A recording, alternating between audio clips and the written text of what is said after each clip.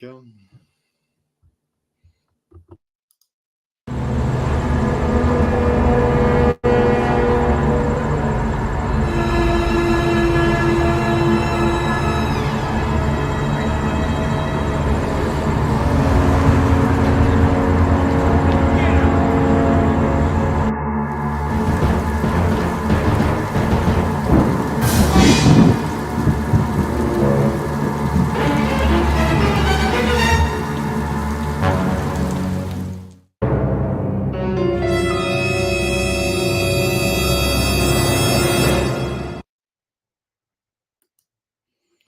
Well, hello there.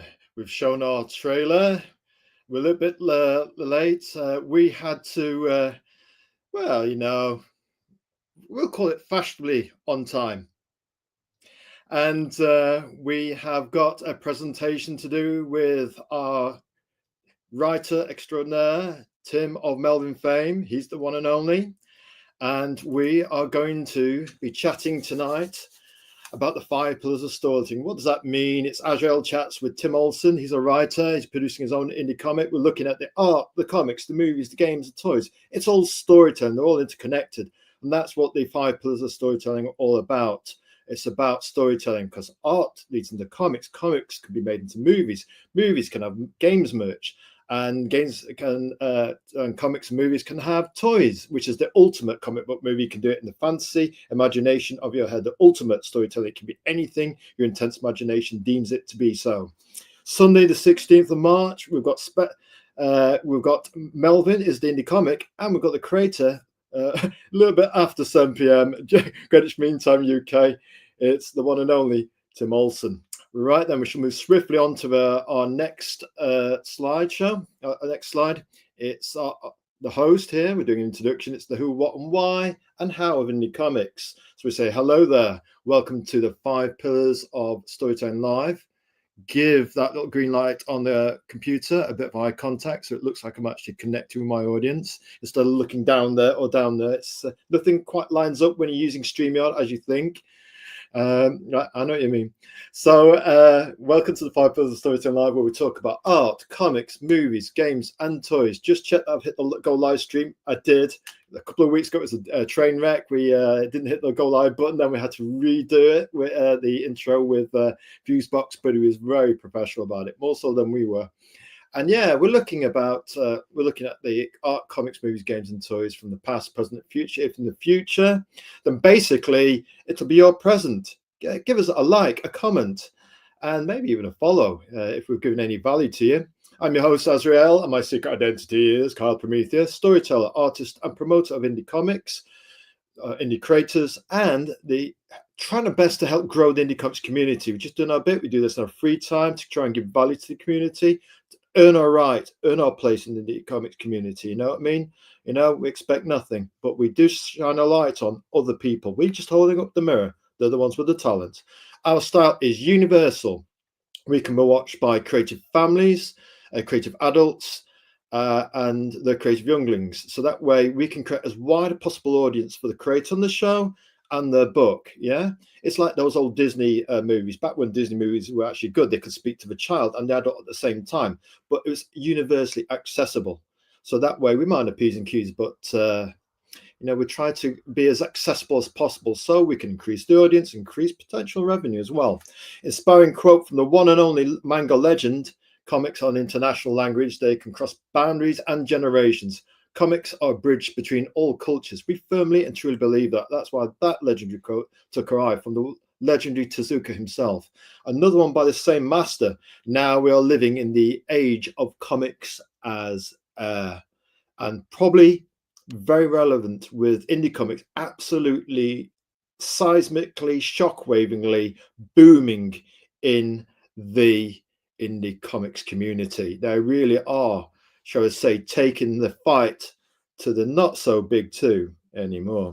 Let's move swiftly on. Right, guest introduction. We do a little bit of prose. Sometimes it's longer, sometimes it's shorter. Depends on how enigmatic the creator is.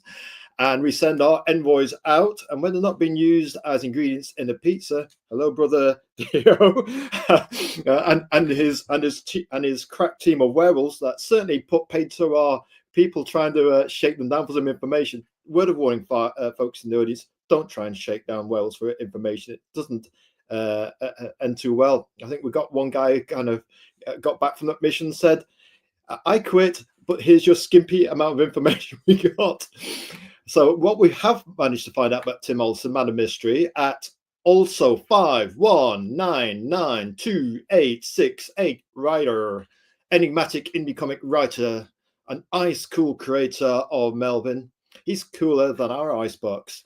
And he's Melvin you'll find on Indie Comics, or on Fund My Comics, which is absolutely well, it's just a wild frontier of indie comics.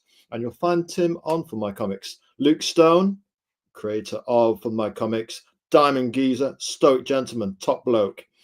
His expert, yes, we've had a little nosy on your X-Base, Tim. I know you got to frisk it down and find out who you're having on your show, yeah? No, we've known Tim a little while because we backed his Melvin comic a little while back, well, a while back now. His X-Base suggests a passion for indie comics and the indie comics community. So we say, hello there, Tim Olson.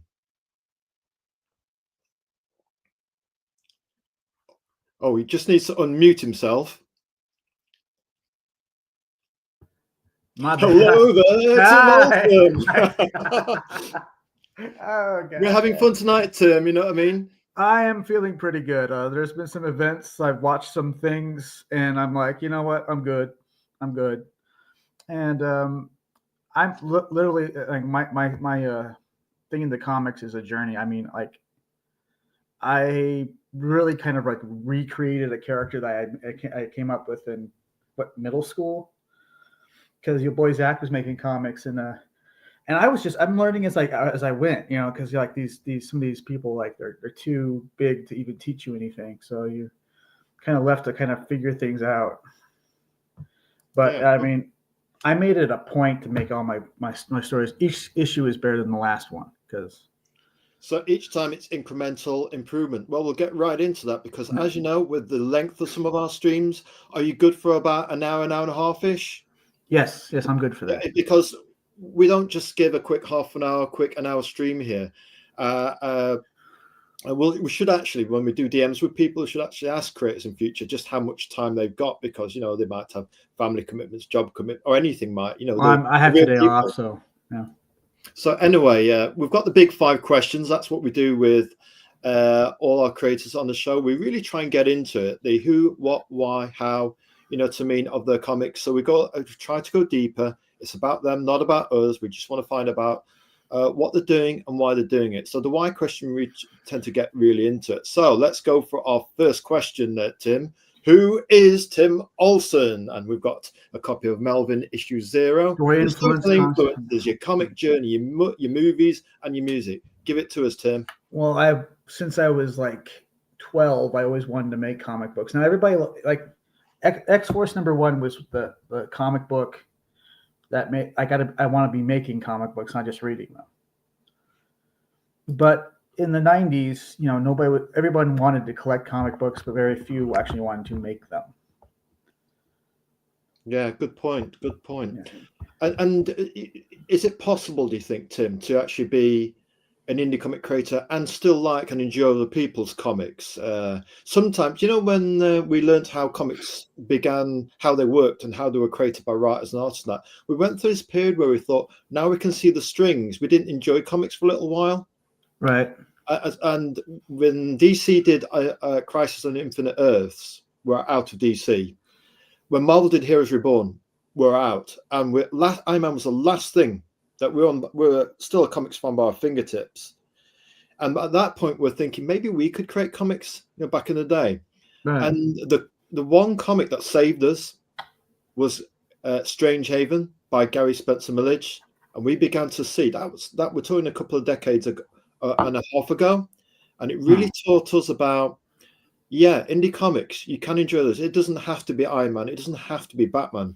There are individual creators with their individual resources and their own life experience that can create their own unique stories that can be enjoyed, yes, by you, Azrael, and by other people. It doesn't have to be the big two. Yeah. Well, the thing is, shortly after, X-Force, and I guess I was a Marvel guy before Image Comics. Yeah. Image Comics was the thing I kind of paid attention to. Like I had like Youngblood, Spawn, Same the here. Max, Wildcats, that kind of thing. Yeah. Supreme. Yeah. And what was it about Image Comics that kind of got you going? Well, you know, they did the same kind of the same thing Marvel and DC did, but they were cooler. Just cooler. Like for instance, there was the part of the Spawn series where Chapel. It found out, you know, Chapel, the character from Youngblood that had the skull makeup. That's right. He was originally the killer of Spawn. He's the one he killed Al Simmons. Yeah. And then he found out he was still alive, and I guess Chapel had contracted AIDS, which was a big problem in the 90s, right? And so he decides he wants to be what Spawn has and be able to live forever. So he goes and confronts him, and then there's a 2-page spread in Youngblood 10 where he blows his brains out. And Marvel wouldn't show stuff like that. No. Or you had the Violator miniseries. They just showed things that Marvel and DC wouldn't show. Yeah. So that just gave them an extra cooler cutting edge at the time, just something more than what we've been used to. Because there was a time perhaps when the big two, or not so big two as they are these days, because their sales aren't that much further. They are further than indie comics, but not that much further. You know, they're within reach. We're not talking about 500,000 anymore, unless it's a really in-demand issue. And indie comics, I guess you're saying, allows you to show that little bit extra, or that little bit of stuff that you think can take you beyond the kind of traditional audience. You can customize it and make it a bit more personal. Well, I mean, like when I hit high school, punk rock became a very serious thing. The idea, it wasn't just music. It was a way to think and a way to be. It was, some people thought, oh, it's just music. Well, it's not. It's, you know, you can be a punk and be in a comic book creator at the same time. So, all right. So often we get the impression in the comics, people just want it, just maybe a holdover from you, either Team Red or Team Blue. You can either be one thing or another. But you're saying, for example, we caught somebody off X feed the other day on Twitter X, and he's a powerlifter, and he's a comic creator. He's an artist, so he can be both. Right. And so there's overlap. I mean, Tim can be a punk rocker and an indie creator. Well, I have punk rock is a very serious, you know, thing for me. So I kind of got into the idea of DIY. You know what that is? Do it yourself. There's somewhere where you'll be, something you want to do it yourself. So. And are you a DIY kind of person, Tim? Well, around the house, or is it just comics or work? Well, comics, yeah. Well, comics is what I want to do. It's the thing where I can say something better than I normally can. Right. Like if I want to like totally diss somebody, I mean, I can do it through comics. It's easy. So DIY for you is about having some form of creative control to be able to say, this is my authentic voice. This allows me to express myself. Yeah. Yeah. Without big corporation telling you how to create, what to create, when to create, and how little money they're going to pay you. Yeah. And honestly, I kind of feel like it shouldn't be about numbers yet. If nobody knows you, it should be about building an audience. Because if you don't have an audience, you don't have numbers. Yes. So absolutely. I think people have it backwards. Everybody's worried about how much you made in your campaign. You know, well, no one really knows you, so build your audience first. Don't worry about the money you make. No, I think that's brilliant. I think that's brilliant advice. Rather than jumping in, you've got your comic there. You've paid several hundreds to, or even thousands to pay the writer, the artist, the colorist, the letterist, and I don't know, put some ads out, and then you go to social media and you've got no audience. So actually taking time to get to know your audience, what the target audience is, who buys what, who can you network with that will actually be strategically advantageous, or people like you will actually understand what you're trying to do with your DIY approach. In your comics, it is very much DIY. We don't have a giant corporation with massive amounts of millions of dollars behind us to actually get this thing put out, an army of assistants and an army of people to create this production line of work. It's kind of almost do it yourself with a few others. Yeah. Well, I mean, crowdfunding is not 100% DIY.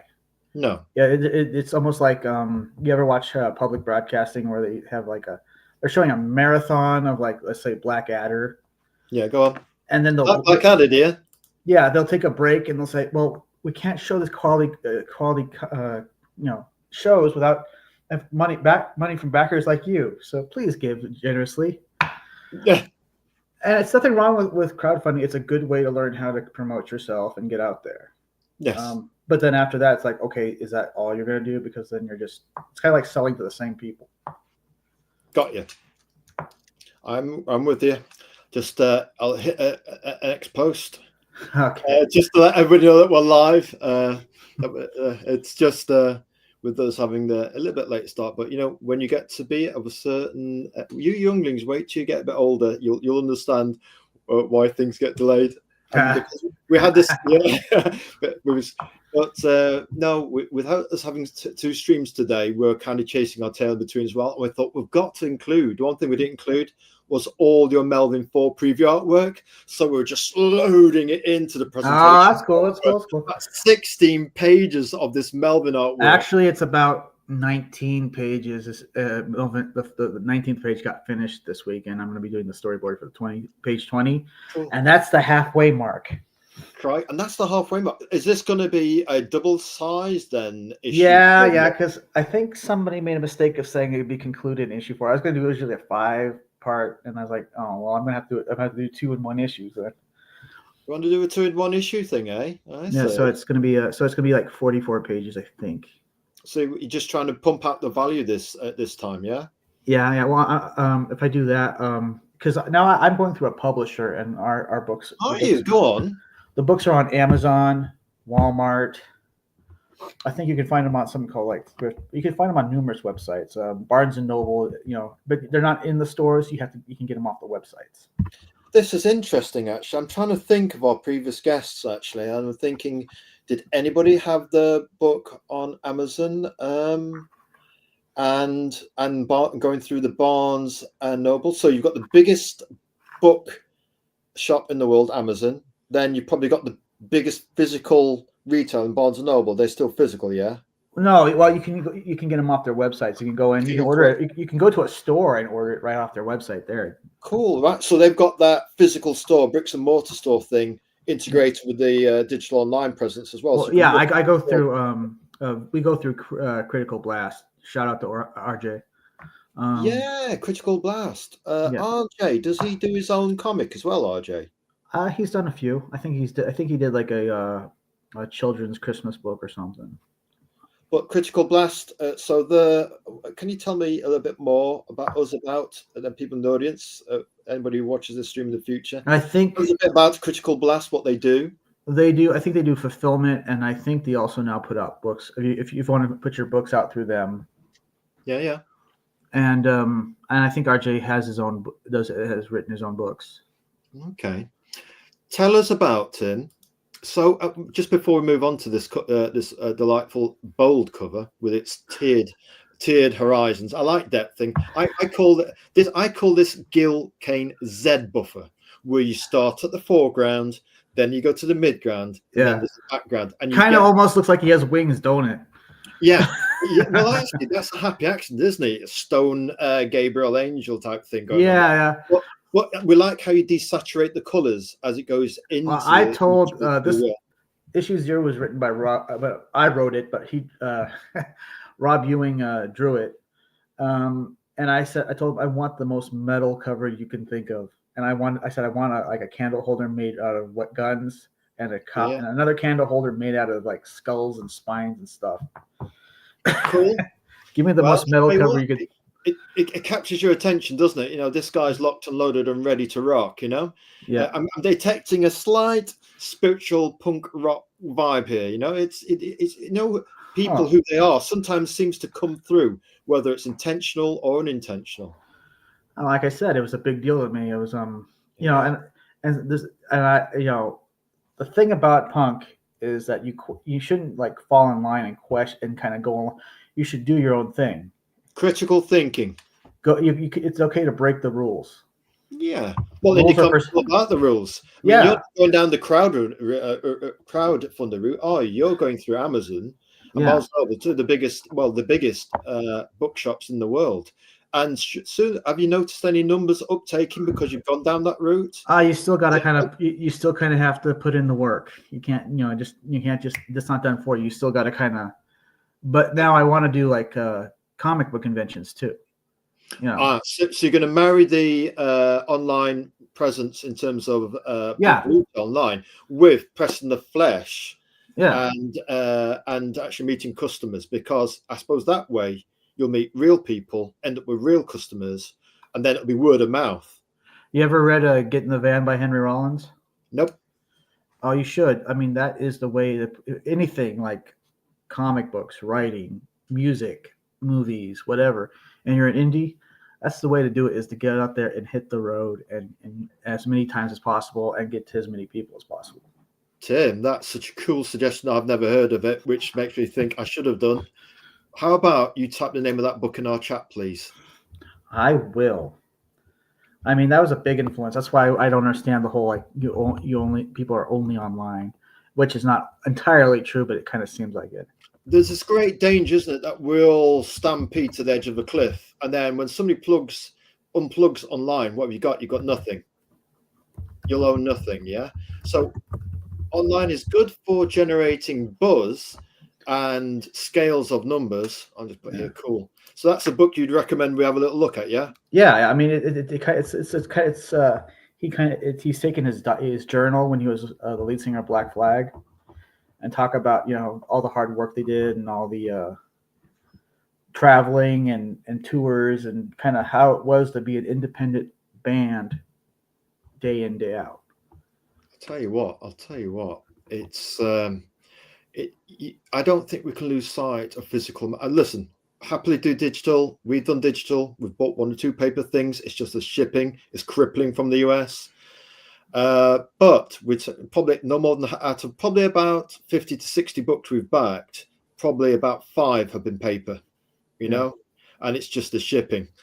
Maybe when when America starts opening a few more oil fields and inflation comes down again, it might have a knock-on effect. We'll have to see, because inflation, I guess, it has an effect on everything. Oh, the whole tariff thing, huh? Yeah. Well, not even before that. I mean, we went to we were saying to our earlier guest, actually, Matt Garvey, and we went into the local post office for a stamp, and this was about a month or so ago. And back when I was paying attention to the price of a stamp to put in a letter or a parcel, it was 25 pence per stamp, and now it's 168, 170 for a little square thing that you put in an envelope. What? I mean, seriously, exactly. Anyway, but we're saying this. I think we agree with you. Don't lose that connectivity with paper, something physical that you can read and enjoy. What are comics? Well, don't be afraid to think outside the box. Don't always do what everybody else is doing. Yes, exactly. Because remember when crowdfunding was like weird to people, like, what? They're crowdfunding a comic book, and then like 4, 5, 8 years later, all of a sudden everybody's doing it. But instead of all just again camping on this is the holy grail. What did people do before crowdfunding? They'd probably put out ash cans, maybe go to a local comic convention, chat with mates in a comic shop. Now that's crazy. No, that's crazy. Whereas it used to be common conventional wisdom. Whereas you could go to a comic shop in the olden days and you put up a little paper, a standard A4 sheet of paper as an advert for your comic book in your local comic shop, or contact various comic shops and say, would you take a few of my books? Or go into your local comic shop, right? Here's our book, will you stock it? All sorts of real life sort of which was previously conventional wisdom. Well, now you have to kind of go out, like take like a machete and go out and kind of carve the path in the jungle there. You have to go back and kind of because I'm not going to name who, but there's certain like groups of people that kind of control and kind of hog the biggest share of the crowdfunding market. And so as a smaller creator, what are you going to do? You're going to try to appease them, or you're going to try to kind of find your own way around their... I think your punk rock seriousness of sensibilities is the way forward. You're saying be a critical thinker. Always question the conventional wisdom, even if the new thing becomes the methodology of choice. Well, is there? I mean, at the end of it, crowdfunding is very good, but you're on Amazon. It's way bigger. If you can actually put your shoulder into it, think about the possibilities. I mean, people are selling coloring books on Amazon and making an absolute killing on it. You know. Well, I'm that, and crowdfunding is to me, it's easy. You know, you make a campaign, you go on shows, and then you promote yourself. To me, that's kind of easy. It's hard to kind of go out there with a little uncertainty and kind of go where people, and I think people for some reason are nicer than they are online. Don't you think? Well, I think, you know what? Look, we don't get into politics, sex, religion, or some of the less tasteful aspects of the indie comics community on the show. We always try and keep it positive. Right. I think, we'd say as a general thing, it's much harder to be unpleasant to somebody in real life, because there's potentially real life consequences on a great many levels. Yeah. And also, it's easier to hide behind a keyboard, you know, because the consequences aren't immediate, but they may be eventual. Yeah. So we always say, at the 5 pillars of storytelling, we always say, treat people with grace, gentleness, generosity, and we have these as our values and as our guiding star. That classic phrase, isn't it, from the Bible? Treat others as you yourself would like to be treated. Yes. So tell us, who's the illustrator then of this Melvin Issue Zero? That would be Rob Ewing. Rob Ewing, he does like a Sasquatch book. I forgot what it was called. It's something. Let me look it up. He's got this comic book out that's let's see if I can look at. I forgot what it's called, but I'll remember like way later. That's right, man. But the thing is here, I tell you what, he's done. Rob's his name, yeah. He's done a great job. Rob Ewing, yeah. Yeah, you can find him on Facebook. I'll tell you what. One thing we're thinking about doing is adding our streams to X, which is our base camp anyway in terms of social media. You're probably aware of our X space where we promo indie comics.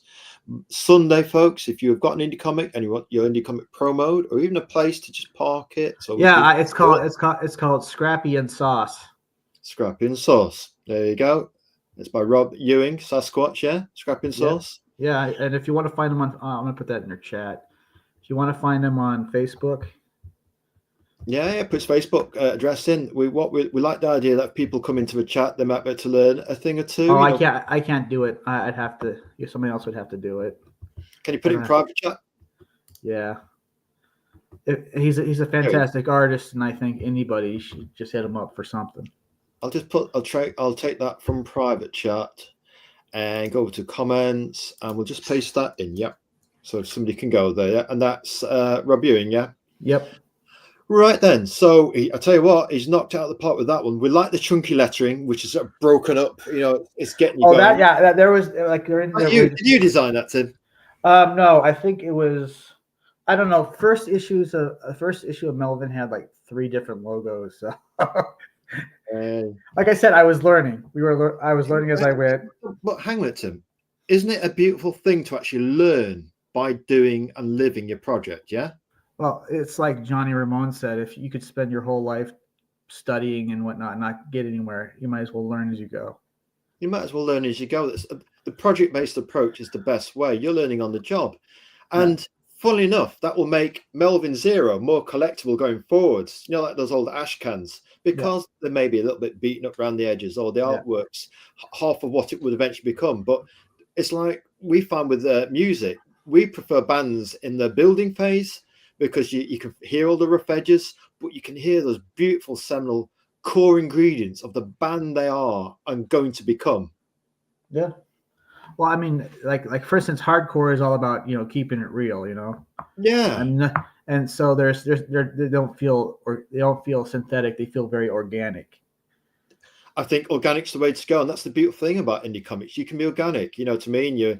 Like the other week, we forgot to press the go live button on the stream, or You know, you book 2 people in for a day, and then the time you've got in between, you think, oh, I've got 3 hours, but those 3 hours just shrinks into a vortex. You know, it's just Right. unbelievable how it goes. I'm thinking, cracking, got to make sure I'm battle ready for Tim, and then, you know, you're racing. You think, oh, I forgot, I need to put in.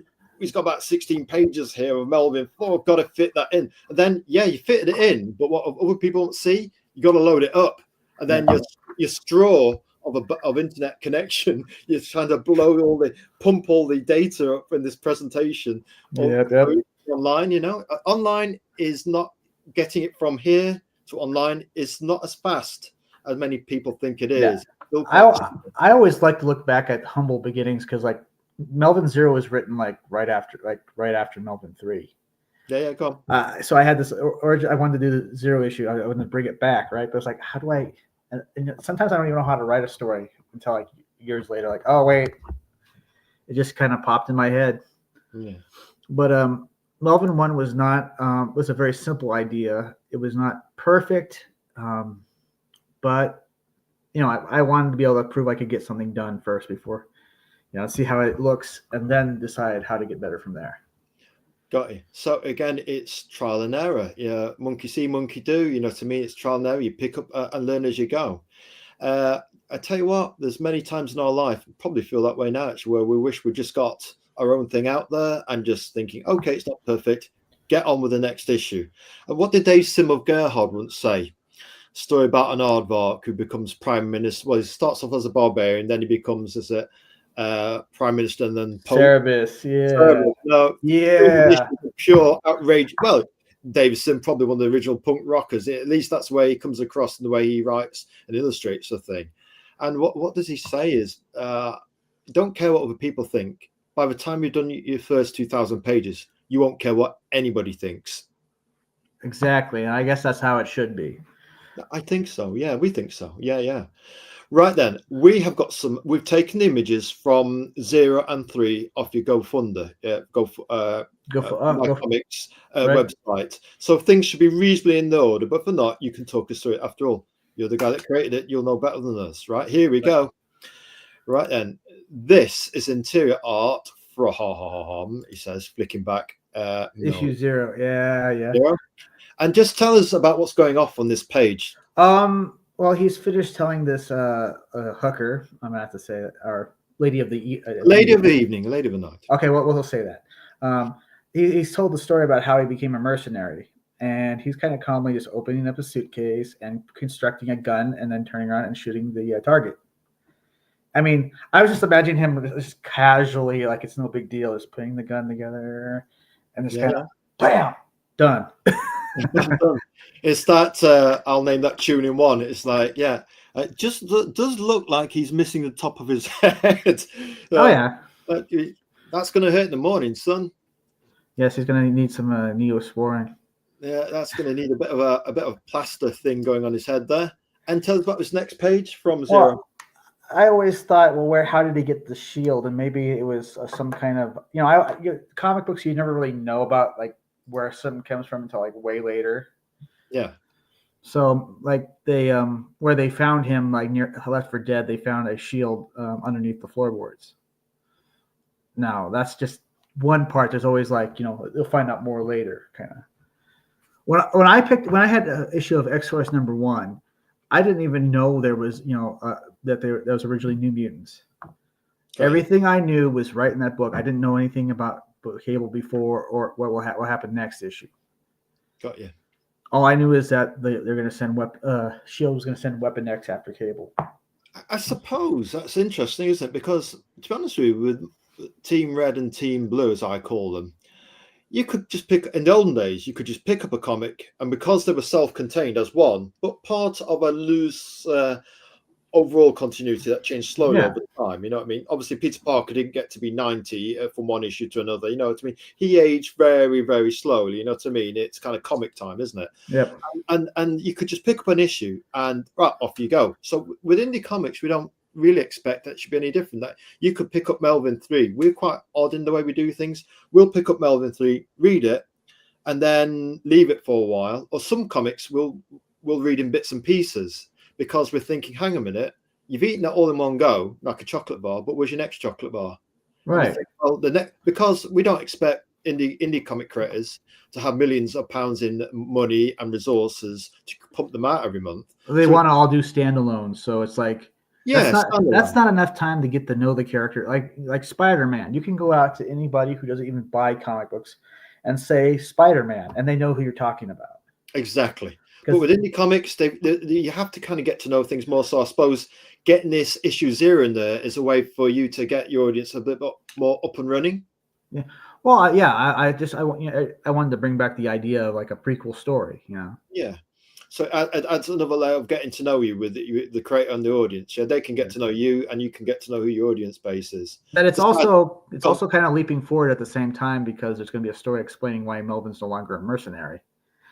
It's like the stories aren't even out yet. I got so many stories in my head. I'll tell you what. Do you know, Tim? I was just saying to Matt earlier, actually, because he's doing his current thing. I took a hammer to hell, and he's on issue 4, and he's already got issue 5 mapped out. So you kind of got Melvin 5, 6, 7 potentially mapped out here. Well, yeah, I know exactly the kind of the course that Melvin will reach by issue 10, and then I got plans for figures. Yeah, and then I've got plans for issue 11 going forward. Do you know what? I'm taking my time on 11. I already got concept designs already done. Do you know what? This is interesting.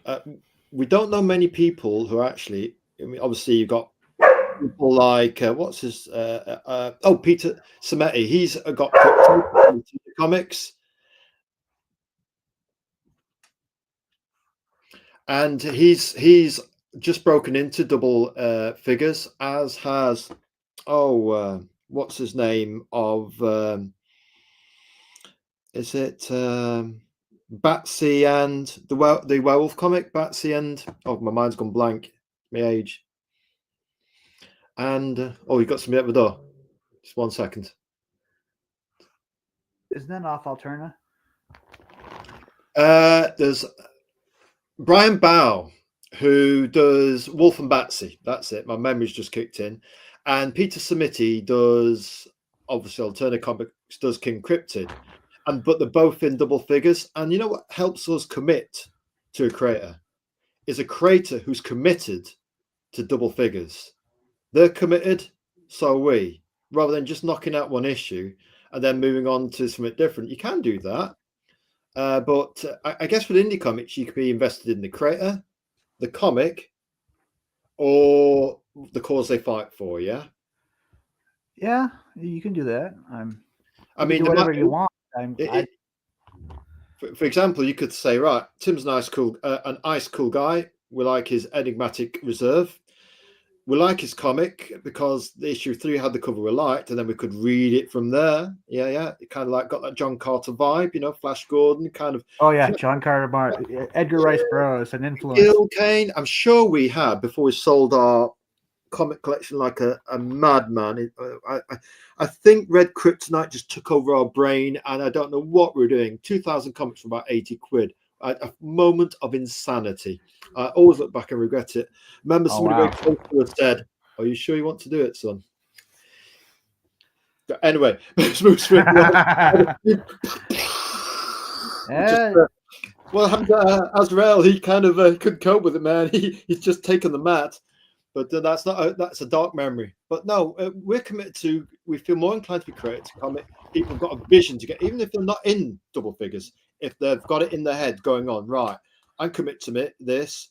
You're already working on 4, which suggests to me I've been very privileged to look at your exclusive cutting edge Melvin 4 artwork, which, folks, we have ramped into this presentation. So prepare yourselves for this. For a treat. Looking at it in your present. Okay, person in the future, you're in for a nice treat. So, yeah. So I'll tell you what, we do like on this page here, the kind of all-star style shield and the battle pose and the deflect the incoming projectiles. Yeah, very good. There'll be more about where that shield came from in the future. I'll tell you what. Well, everybody knows about Captain America's shield. We want to know how your shield's going to be different. You see how the question goes, Yeah. What's happening here on this page, Tim? Well, he thinks he's doing a final the final thing, because like mercenaries are owned like property, like kind of like gladiators are. Yeah. So he's beat out all these people because they had way too many people. So they had him kind of have a battle royale, and the last one standing was Melvin. So like, okay, one last test. He had to kill all these cave dwelling witches, right? God, we like how the arm's coming off, and you've got the lock and load of the ammo. Yeah. We do a weird thing on X where if somebody's got ammo and it's kind of like being recoiled out of a Gatling gun, you know, we call it the chugger. And we like, whenever we see that of a chugger, we always kind of put in the word chugger on our post and some explosion marks, boom, boom, boom, with the emoticons. I wanted to be kind of like he just kind of ripped up off the gun off the corpse and just kind of just without any effort, bam, bam, bam, bam, bam. So that kind of nice popcorn movie moment, yeah.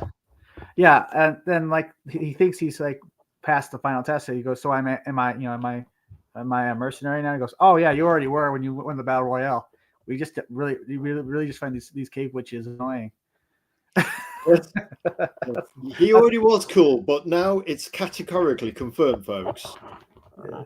Got to keep looking at the green light. I've actually, funny enough, we put the red light on for Hell for Matt Garvey earlier, and we put the green light on for you because of the green in Melbourne 3 cover.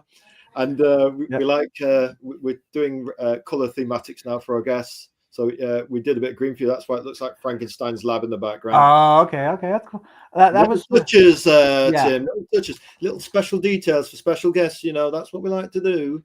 Tell us about this cover. This was the one that seduced us. I don't know why. Perhaps you can tell why it seduced us.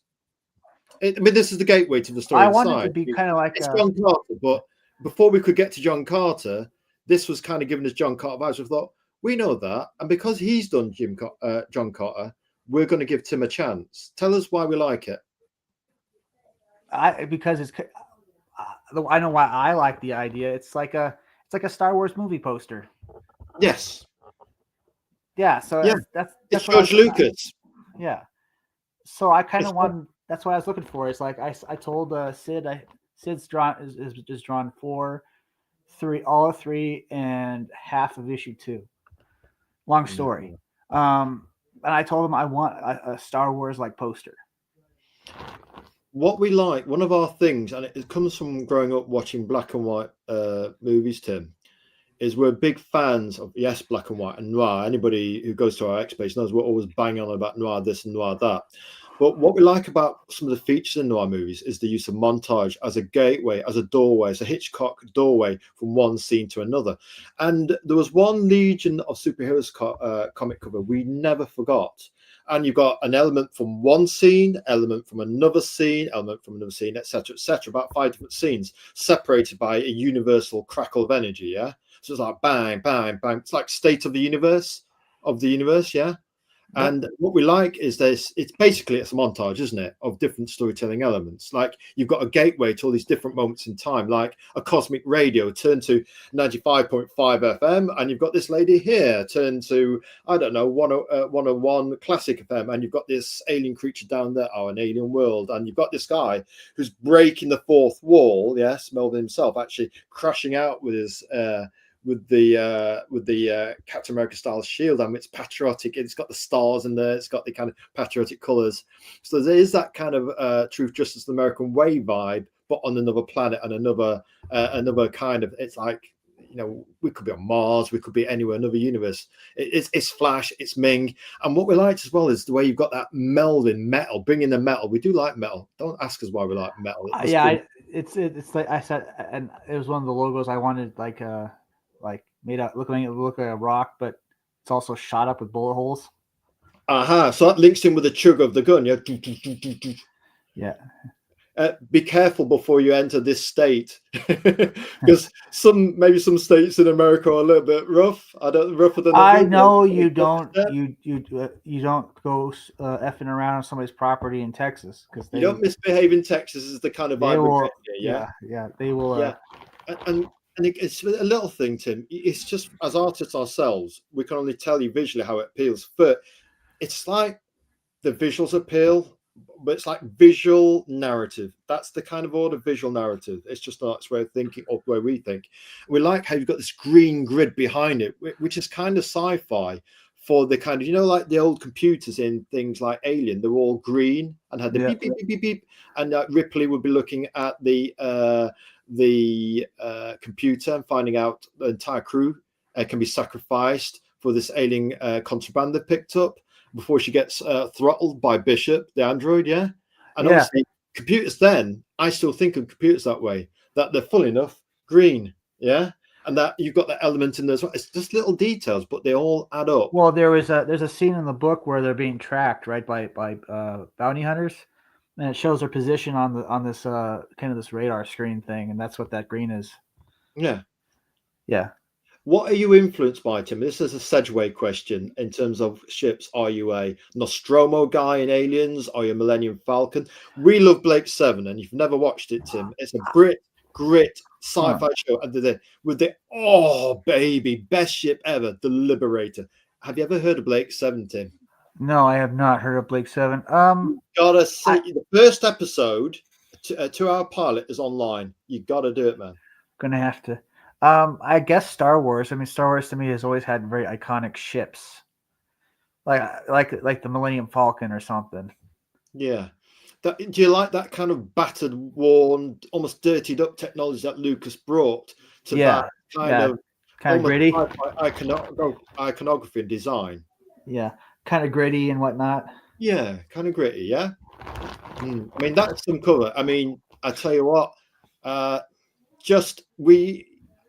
we go through a very weird. Not only do we read indie comics in a weird way because we think we're not getting the next one until 3 months at the earliest, so we'll read a comic in 2 pages, 1 page, 3 pages. I'm doing indie comics promo and all the stuff we've got going on in life in terms of the free time we give to indie comics. That we kind of read things piecemeal. But the good thing is, like a box of chocolates, we'll have the orange cream first, then we'll get to the coffee cream after that. The hard centers we can leave to last, but we're going to eat them eventually anyway.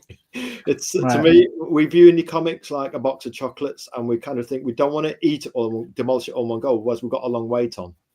Right. We're going to get that. Maybe it's just us. I try to get the next project done as quick as possible.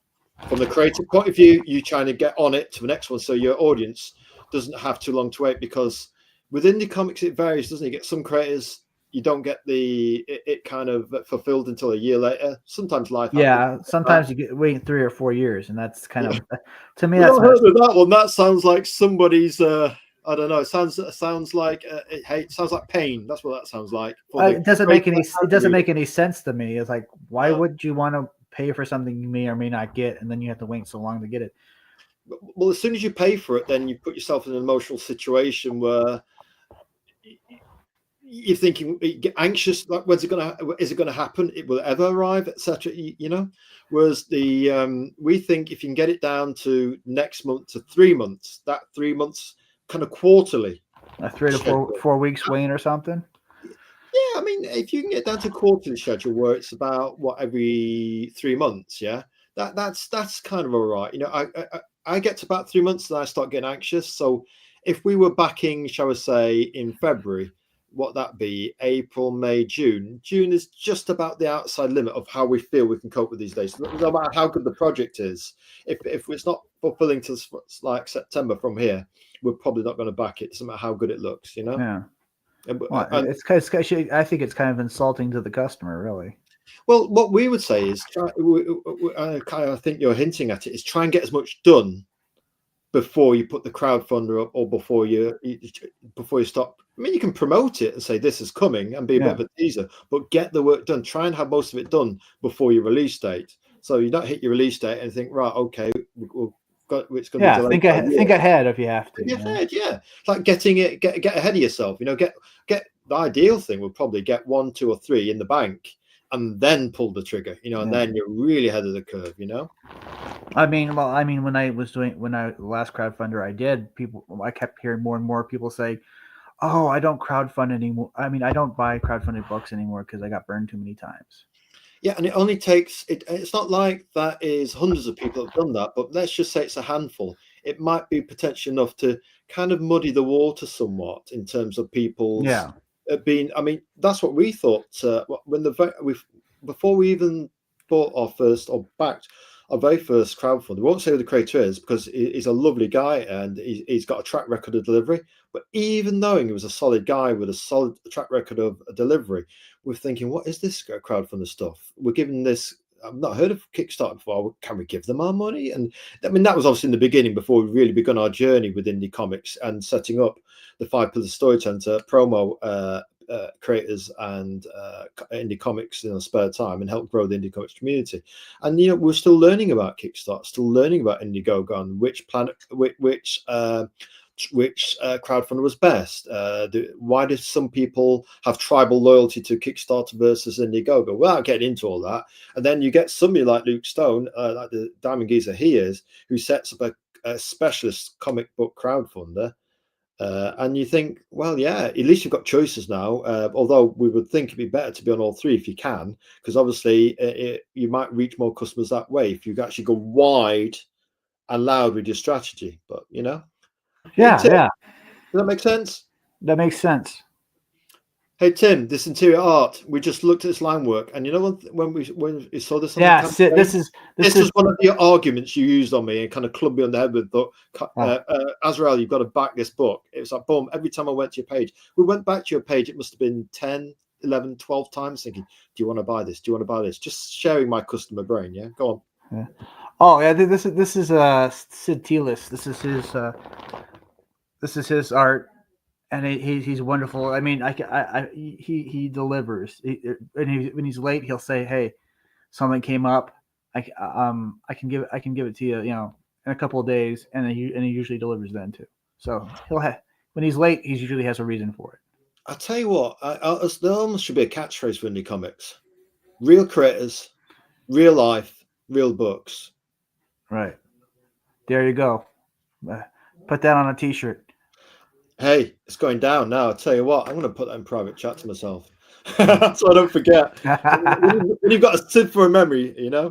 So real creators, I'm going to put that. That's going to be the first bit of 5 Pillars Storytelling merch. Real creators, real life. I like that. Real life. 2 exclamation marks there. And real indie comics. Indie comics. And he's also worked on somebody else's project. I'm going to put that in the private. Oh yeah, I'll tell you what. It just, what I like about it? It's got depth. You're going in, but it's so crisp, crisper than a Gillette razor. Yeah, I mean Sid's amazing. I highly recommend people. Yeah, I mean just. Oh, I'm sorry. I didn't copy it. Dang it. Hold on. I thought I got it, but yeah, I accidentally got in the Facebook. Let's have a look. Oh, you want that in chat, do you? Yeah, it was no, it was that's Rob's. I was trying to share out his Facebook. No, his the crowdfunder that he crowdfunding book that he drew. All right, cool. You stick it in private, and we just learned how to use private cut and pasting today. The new skill that we've just learned with Matt earlier. No, dang it! See, sometimes it doesn't do that. So I'm just gonna. It's being difficult. Hold on. I apologize. It's all right. Hey, these things happen. Yeah. No, we like real streams with real people, and we're learning as we go. That can be there. We go. And Tim the guest as well. Here we go. You want this Bam. one? There you go. You want that putting in? Yeah. Yeah. Anything. These guys hired Sid to draw something called Gemini Crusaders. All right. Yeah, the Atomic Conductor, and it looks like an amazing book, and cool. I like to help people out. No bother. Well, no, it's what we feel indie comics is. Many people who see us use our X space will not see us use the word I. Yeah. Because there is no I in indie comics. It's a we. Yep, definitely. Now this is cool because in issue 3, before you go into it, we thought it's killed Melvin. Can we back? That was a seed of doubt. We thought, how can we back Melvin if he's killed off his main character already? Tell us about this. Oh, see, Melvin can't. He can't die. So, like, if he gets his head shot off, it regenerates. So that's one of his abilities that he can regenerate. Mm-hmm. Cool. So he can regenerate. So he can probably have 9 pints of Guinness and regenerate all right. Yeah. Yeah. So he's the last of his species, so he was spared by God. Spared by God himself. So he can't die. He can't die. Spoiler. Got that immortal Highlander thing going. Well, like that. That's cool. He can't die. You can't die. You're immortal. So I told Sid he's gonna get his head blown off. I want you to show every step of his head growing back. Okay. I'll tell you what, that when we first saw that, we thought that's revolting. I thought, how can we buy that? And then before we knew it, we thought we've actually got to buy that. That's the reason you're buying it, apart from the cover. And as you go through Melvin, you get extra reasons, like it being John Carter. I mean, listen, back when we were collecting comics in the 80s, we'd try anything, like Atari Force, John Carter, Wall of Mars. You've got a Gil Kane cover. You think, I've just got to buy it. Why? It's Gil Kane. Why? Because Gil Kane was one of the kings of covers. After Jack Kirby, he was probably the best cover creator that we feel that kind of really sold a cover. Gil Kane also stole a lot of things from people to credit, but that's we'll move swiftly on. We've heard the stories, Tim. We've heard the stories. Moving on from drama. Oh, what we got here? It's getting a bit hot. Exactly. Of Melvin, excuse me, Tim. Yes, there was that tension. I just solved it. Yes. So he's got his gun out. Now, people in the audience, behave yourself. Well, we're universal here. He thinks that she's in danger because he walks in to apologize because he felt like he was rude to her. Tim, we're looking at the bath towel and thinking maybe she's not in danger. Maybe he is. And moving swiftly on, it looks like she's got 2 towels. Luckily, she had 1 towel underneath the other. No, that's just a bed sheet. Oh, no, we're just. Yeah, so, again, the artwork. I mean, is that your guy Sid again? That's Sid, yeah. Oh. Fun fact, Sid did 2 issues of Superman. Yeah. What's the original title that he came from? It was Action Comics. Yeah. Yeah, he did 2 issues of Action Comics for DC.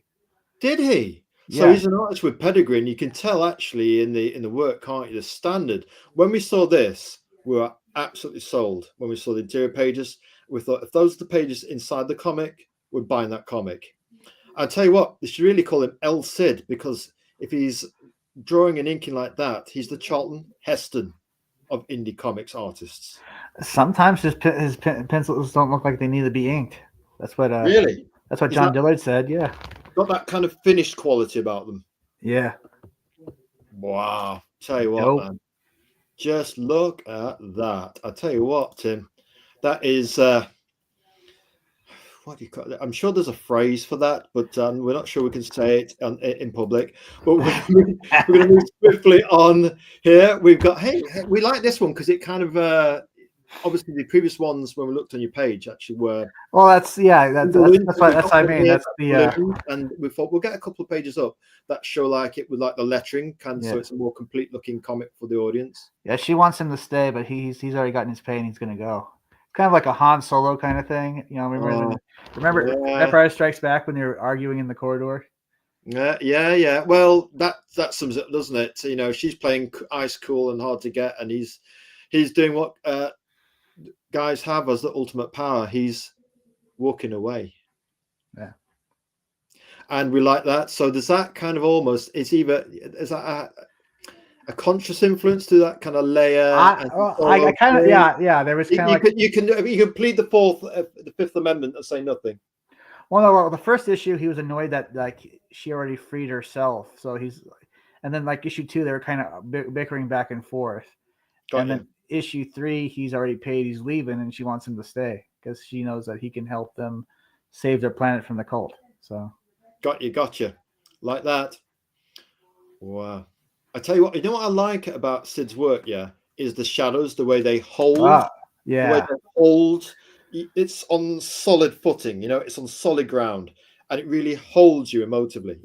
Sometimes I think with the move to Image Comics, we feel that almost it got to be all about the detail, and you didn't always get the black anchors the same as you did in traditional Marvel and DC books. Yeah. Yeah. Almost that going for the hot stuff. but you've still got that solid virtue of visual storytelling. That's the word we use a lot in our when we actually do overviews of people's work, when we preview it, or we actually exit or tweet it or tweet it. We always, if there's a black anchor, we call it anchor, a black anchor. So if you've got anchorage in your artwork, it's something we will note at stuff that just teases our eye, shall we say. Yeah. I often think that people should not just judge a book just by the cover. They should actually read it. Well, yeah, I mean, you should judge the whole book by its entirety, not just by one aspect. I mean, the thing is, it's like any book. I mean, the books, we haven't read many books in our life, and we suspect you've probably read a good few. But the books we have read were from our earliest was the Splintered Eye, because obviously we were really into Star Wars. So, yeah, I read Splintered Eye. We enjoyed it, regardless of what people think of it now. We enjoyed it at the time. A very different sort of slant to what we've got in Star Wars lore since. Raymond Chandler, I think The Big Sleep, and or The Long Goodbye, I think it was The Big Sleep. Anyway, and then after that, we went for The Name of the Rose by Umberto Eco. Yeah. Latterly, we also did The Hyperion by Dan Simmons. Great science fiction, if you've never read it. Recommend. I mean, I like books from all over. I got one that you'd never. I have a book I like that you'd never think I'd like. Memoirs of a Geisha. Oh yeah. I read almost all except for one chapter of that book, which I never got back to it. But still, because I get distracted easily. But still. Right, that's a guy thing, isn't it? Getting distracted easily. And Atlas Shrugged by Ayn Rand, like that one. I have not yet read that. It is a tomb. It's all about, without getting political, it's all about the reds and the blues, the haves and the nots. Who creates wealth, or do they actually? Is it all the other people that create the wealth for them? It's a story as old as man. It's great. Probably in a kind of Art Deco kind of era, with somebody like Elon Musk as the great inventor of the day, and blah blah blah. Yeah, recommended anyway. It was 1,200 pages long, even in small print. Wow, I should read that sometime. You really should. Well, the books we've read would probably be the one we'd say go for, Tim. Right then, let's have a little look then. Melvin for preview. This is why we got slightly delayed. We thought we haven't included all that. He's included so many pages. We didn't go the full amount. We thought let's include what looks like a nice beginning point, and then we just thought, just whack the rest in. There's like 16 pages. So let's just go for it, and you can talk through them. Well, I mean, who's on the art and what's Melvin? Don't give me no spoilers, but tell us kind of what's going on about this Melvin preview. Well, they're taking a underground tunnel to the that leads directly to the cult's temple. You ever seen Heavy Metal? The movie? Yeah. There's a scene where they had to steal the Lochnar away from that one lady and her followers. Been a while. Yeah, but go on. Yeah, they had to go through a cave, and there was like a beast in there with like long teeth. That's kind of what I wanted to that's where I got the idea. I just thought, why don't they go through a cave like that where there's like creatures and such? Is Heavy Metal? It is regarded, highly regarded in many quiet corners of the world. Is there a bit of a Heavy Metal fan in you? Is there a bit of a vibe of that you experienced channeling in Melvin? Well, any movie where the soundtrack actually makes the scenes better. Got you. Yeah, like so that's Heavy Metal, Titan, AE. The 1986 Transformers movie.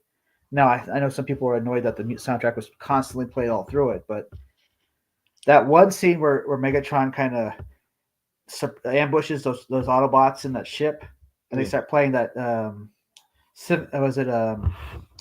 Instruments of Destruction song.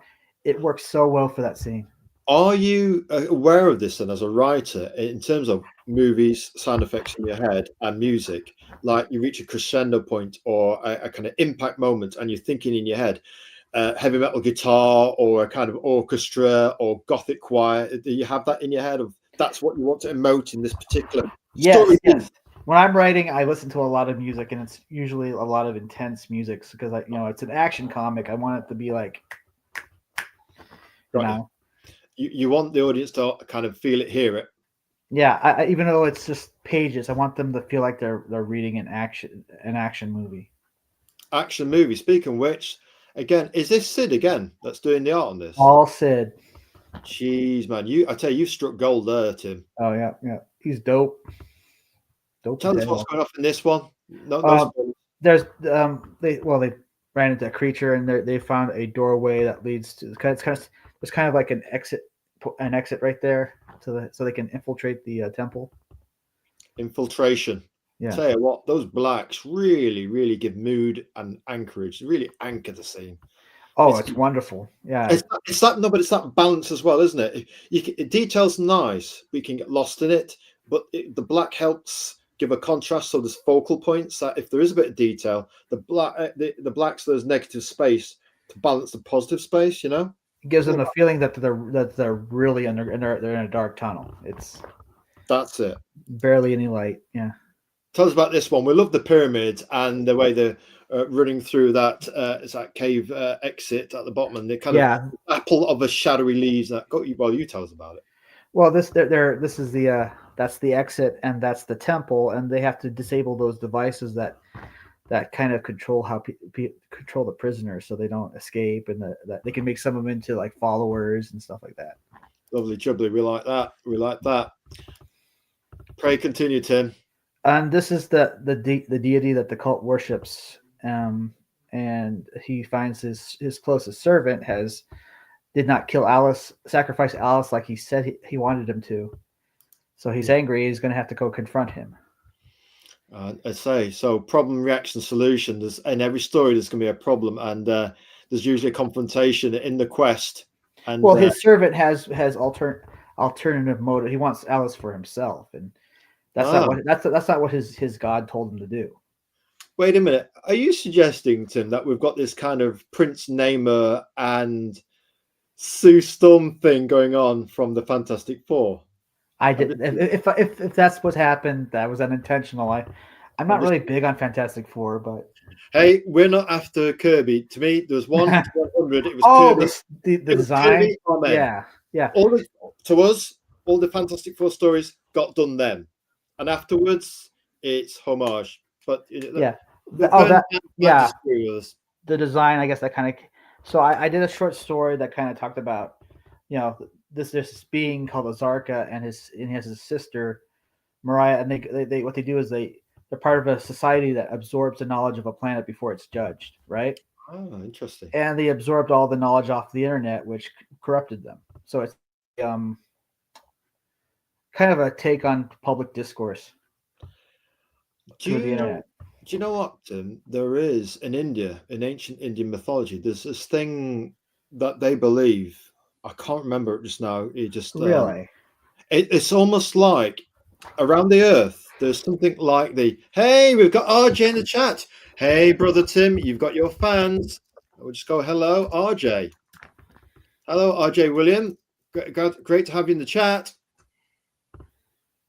I'll say thanks for popping in. I always like it when guests come in.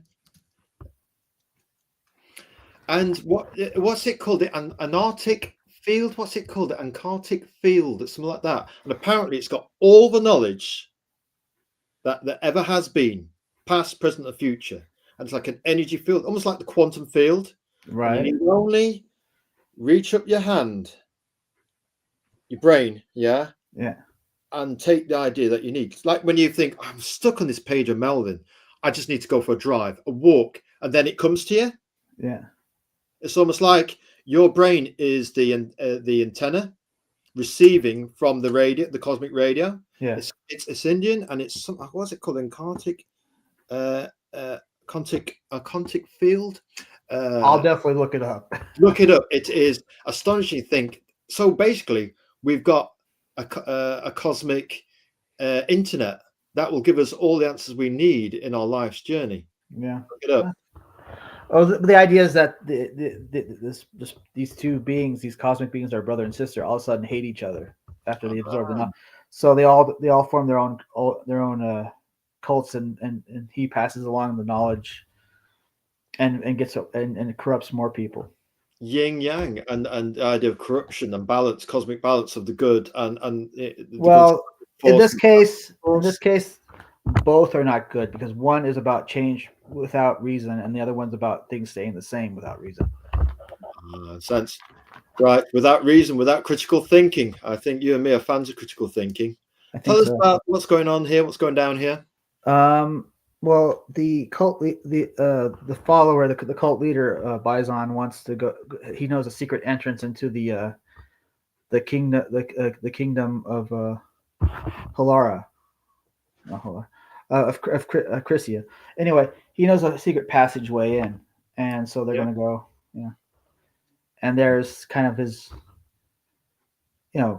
God making an appearance. I'm not doing very well explaining. No, well, look, it, if that is truly true, which we think you're doing all right, is then people will have even more reason to buy the book because they're thinking, Tim's teasing us here. Yeah. So we've got this almost like Twilight Zone. We've got the kind of creatures, like which we're thinking more Twilight Zone, John Carter kind of vibe here. And you've got we call them giant alien spiders or something like that. It's like they ride around on spiders, man. We can't help it. We're not so good with insects. Like, yeah. So anyway, he's kind of going to go sneak into the her kingdom, and wait for her to show up. Okay, right, yeah. I tell you what, we like. It's just a little touch here, but we do like the ring of darkness around the teeth and around the gum line. That's awesome. Pretty sharp, isn't it? That it's sharp. Yeah. I tell you what, El Cid really knows what he's doing. He's just those anchors, man. And again, having the silhouette in the foreground with the midground, then you've got the background. So you've got to go through the planes of storytelling, and it's got slight Dutch camera angles, so it's a slight sloping diagonal. And then in the last one again, a nice diagonal with a slight overhead view. Oh yeah. What's happening in this one, Tim? Well, they've arrived there, and he tells his number one follower to go back and lead the army. And of course, he's going to go wait for Alice there. So, yeah, no kidding.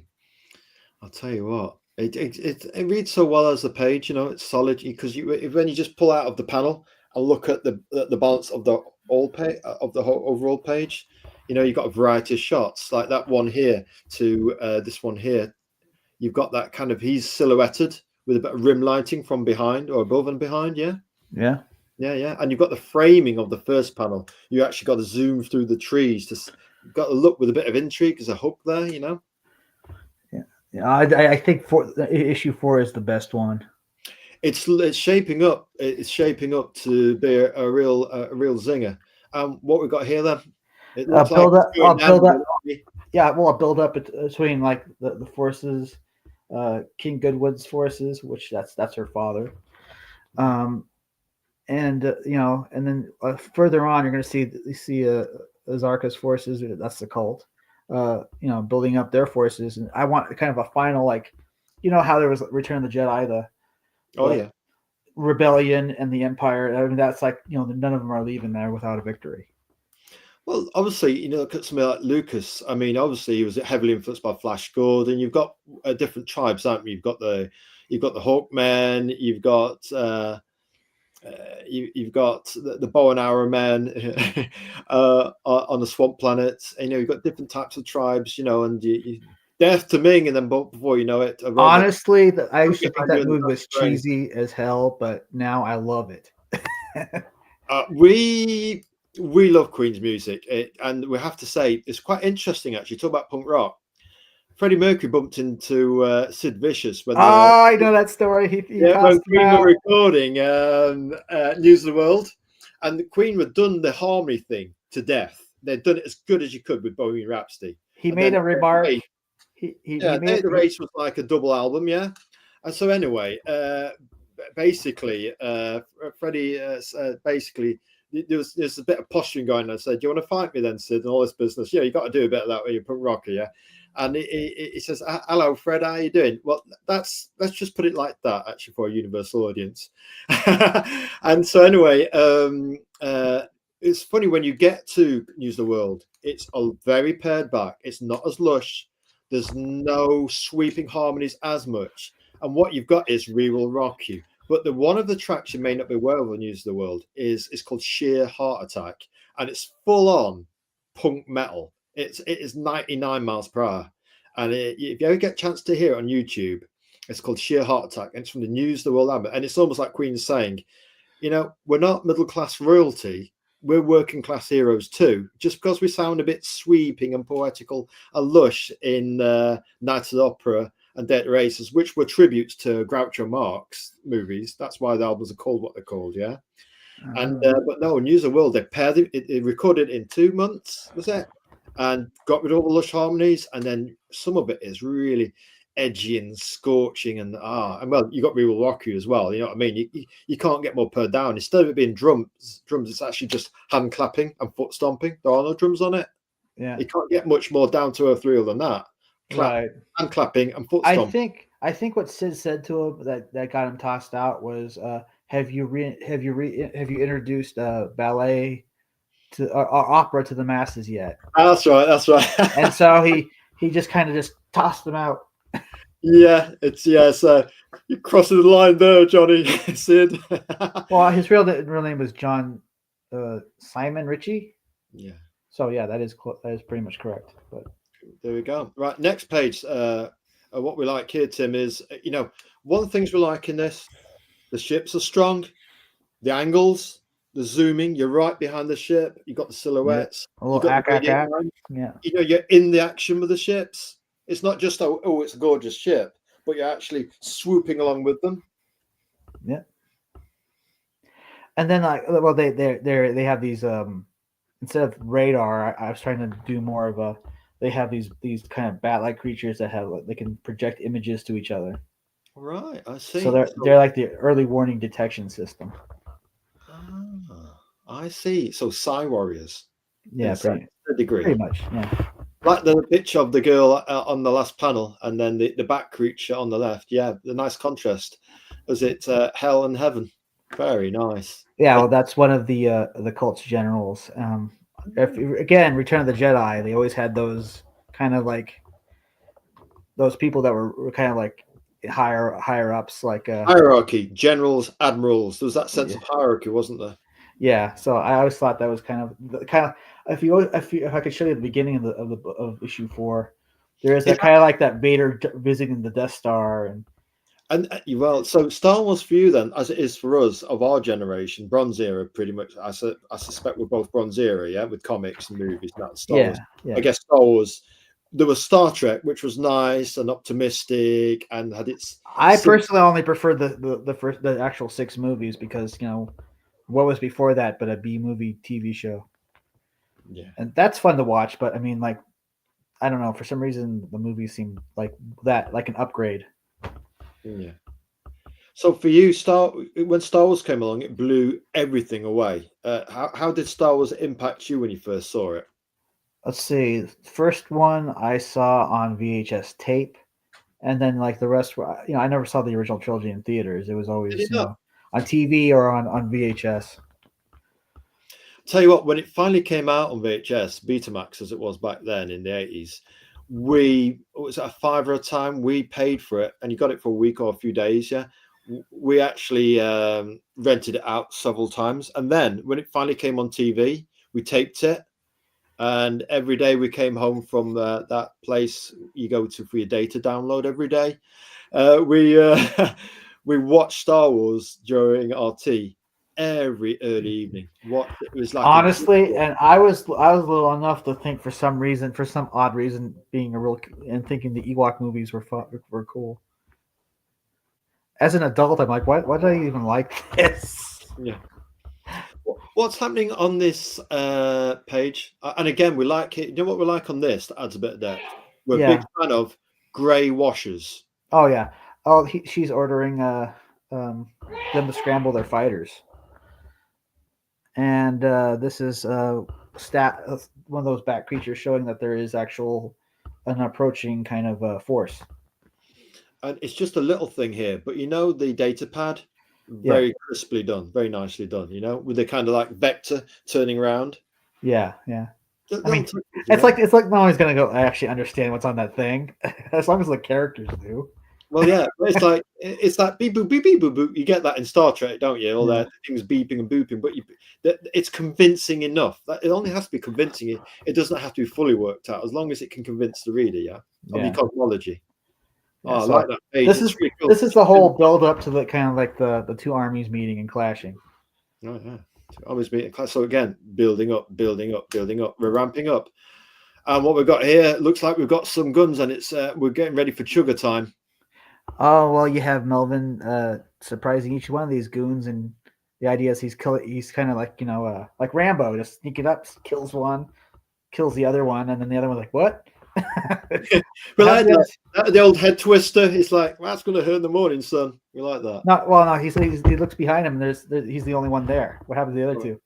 Because one guy gets killed, Melvin disappears, and they see a big blood stain on the ground, and they're like, "What the hell?" And the other one gets his. It's just like that moment before it's me. We like that comedy. Look at the second to last.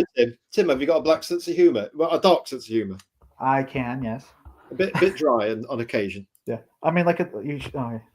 Go on. Oh, anyway, the second to the last panel, you see Melvin like snap the neck of the guy behind him, and then he turns his head around. Where's the other guy? Yeah.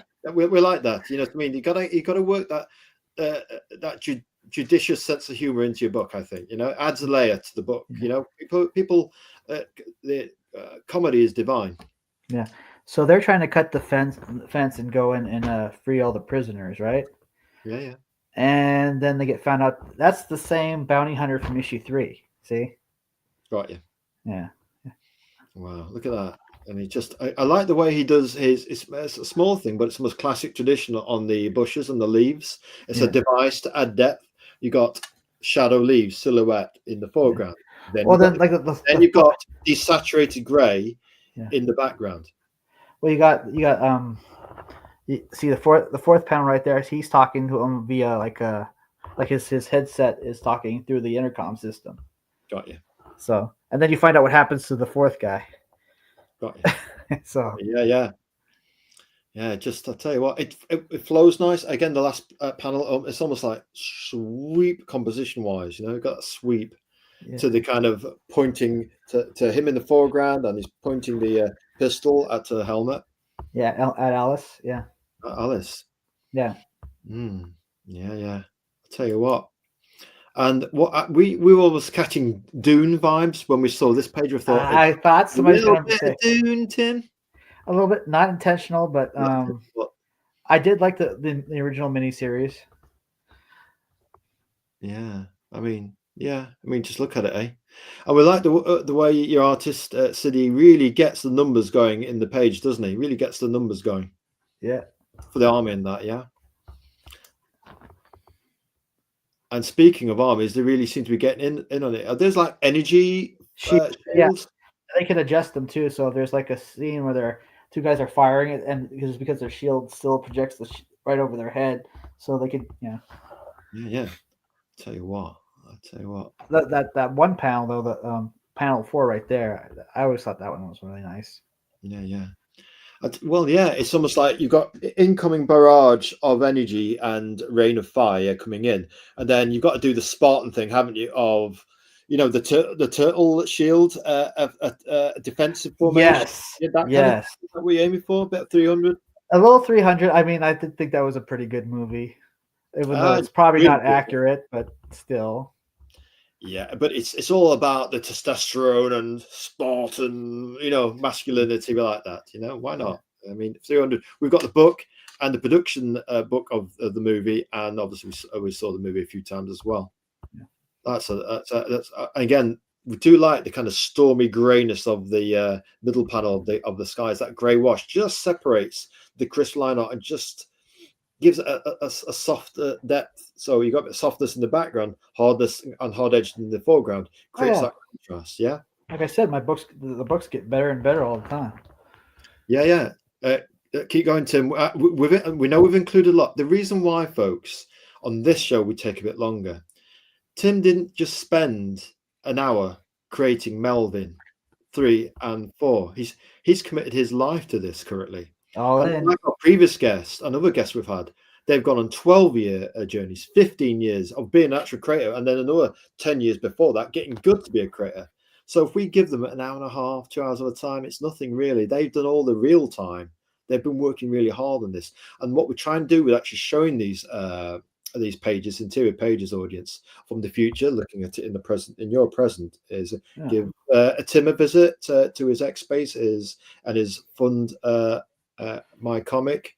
And what we're trying to show is the flow and the mind ideas, the creativity of the creator. They're the expert on the show. Yeah. So we tend to listen to them. So Tim, what's happening here? Well, just more. It's just battle. The battle scene. Star Wars. I had like that Return of the Jedi again, where you see the ships fighting each other and explosions, and then they'll kind of go back to other characters and what's happening in the story, but kind of give you an idea that there's a battle happening here. Yeah, and we like that one actually. Was it Attack of the Clones, whereby it's going down before after the Dooku Yoda fight, and you've basically got stormtroopers basically going through all the sand, and there's Jedi fighting, and there's dust kicking over, bombs and missiles kind of exploding, and basically the action's kicking off everywhere, and the camera's trying to show you the bits of the chaos. Yep. I have to say that one panel there's a troop right there, like was it 1, 3, 4, 5 with the flamethrower? Got you. Yeah.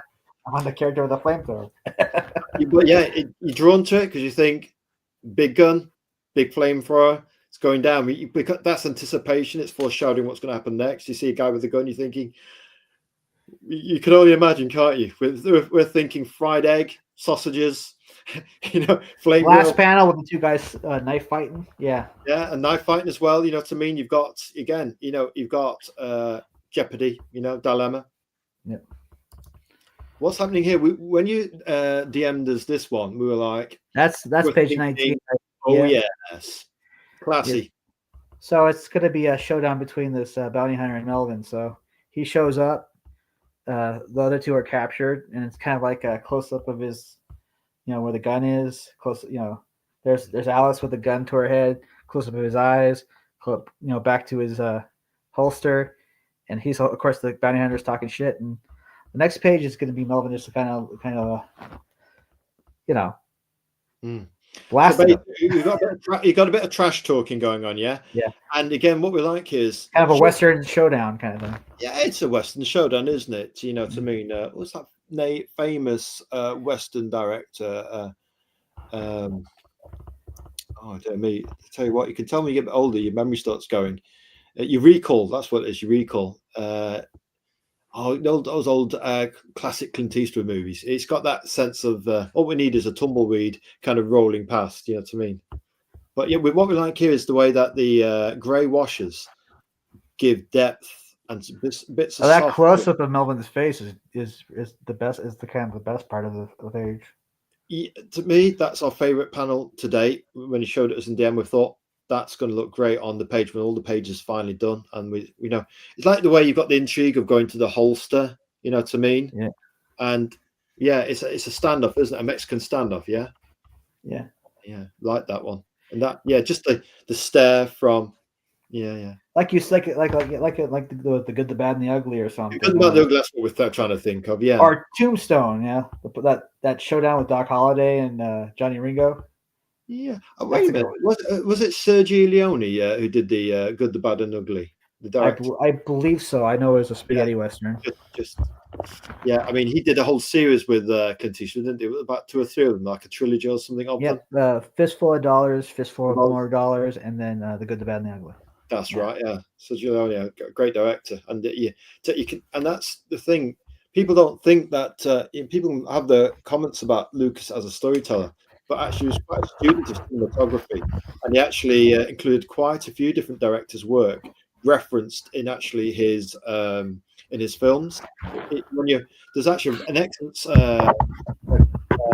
documentary of Star Wars. Tim will have to DM it you, and it's particularly the prequels 1 to 3, where he's got so many references to the golden age of Hollywood and stuff like that. I'll have to just send you the link to it. Oh, is that what influenced the look of the prequels? Yeah, and it really it talks about the meaning that Lucas is intending, and it compares it to classic Gone with the Wind, all sorts of different things. But we'll link it you. And after we saw that documentary on Star Wars, we thought, people who criticize the prequels, they don't realize just how good it is. In fact, we like the prequels that much. We feel they're aging really well, and there's layers of depth in them that you can keep coming back to them and back to them. As 6 movies, not many creators get the chance at the movies to do 6 blockbusters, and he did. Credit to him. Yeah, I told people, like, think of it as kind of like a that you got your space on the shelf. You got the beginning of the book series, and so it's just like it's not really a huge part of the thing, but it's. I mean, Lucas admitted that he started with episode 4 because the characters were a lot more compelling. Yeah, and it gives the viewer an access, the reader, the viewer, an access, a starting point, doesn't it, to ease them in, and then you get involved with the lore, then you go deeper. Yeah. So when I had Sid do this cover, I wanted a Star Wars type movie poster. And can you just, anybody who's joining the stream halfway through, or lurking, or watching it from some time in the future, can you just take us again through the characters, just so they can actually access? Okay, so there's Melvin, who's a mercenary hired to save Alice, who's a princess who snuck out. Her existence is very controlled because she's like, if she dies, then there's no one to take over when he dies. Yeah, like she's the last heir to her, and this kingdom, and this kingdom's hidden because it's the last civilization that hasn't been destroyed by this cult. Yeah. So she sneaks out with her friends, and the first issue starts off with them trying to sacrifice her to this monster that they use to sacrifice people to. Hey, we've got somebody in the house. It's K-pop. Hey K-pop, what's Queen, or using a Queen reference, the Killer Queen of indie comic promo. There she is. We'll put a message up. Yeah, we're still kind of getting used to multitasking, doing the chat, the private chat, etc., and honestly, trying to pay attention to the guest and look into a little green light that shows I'm building an emotional rapport with the audience. Yeah. Well, and then of course you got in issue 3 you meet her best friend. So the story is a friend of mine, Sherwin, who did the art for Melvin 1. He did a drawing for me 2 years prior to that, and he put Diana on the jacket instead of Alice. So the idea is that Alice stole her jacket and her ID card and snuck out with a bunch of her friends, who are also like people who are kids of royal guardsmen and such. We're going to put in the chat, Tim, that you're passionate, if I can spell while I'm trying to multitask. Tim is passionately Melvin. Yeah. Is that allowed? Can we use that as a hard sell tactic? Tim is passionate Melvin. No, wait a minute. We can add to that in the punk rock tradition.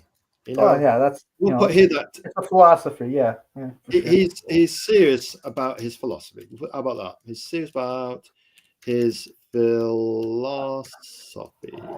Yeah. Hey, Tim's got this. So K-pop. Another good thing she does, if you ever get a chance to go on a show, Tim, when you're doing Melvin 4, is those people need a little push, a little turbo boost towards the end of the campaign. She's got a real niche for kind of getting people to go just over the edge. Yeah, I've seen her show. I've seen her show. Yeah. Right, Will I Like Melvin? I tell you what, do you want me to read it, Tim, or seeing as we've got? Oh yes, the City of Trig. I'm sorry, my brain kind of Come on, Tim, you can read all this. Will Melvin and Alice manage to reach the safety of the hidden city of Trig, or will they fall into the hands of the 2 relentless bounty hunters? Melvin is faced with a tough choice whether to pursue wealth or to embrace his destiny as a hero. Meanwhile, Alice must face the consequences of her own choices as she embarks on a journey to fight for what she believes in. Yes, that's Created exactly and what. written by Timothy Lee Olson. 27 pages of black and white art by, we're going to call him Elsid, but by Sid Talais. He's Charlton Heston of Pencilers of Indie Comics, and inks by Rick Piper. Cover drawn by Elsid Tells by himself, with inks, colours by Rick Piper. Lettered by SK, and edited by GP. A Gable Penny shot. Gable Penny. Oh, Yeah, well, I mean that's the essence of what issue 3 is about. I wanted to do a book that was more character development. yeah, go on.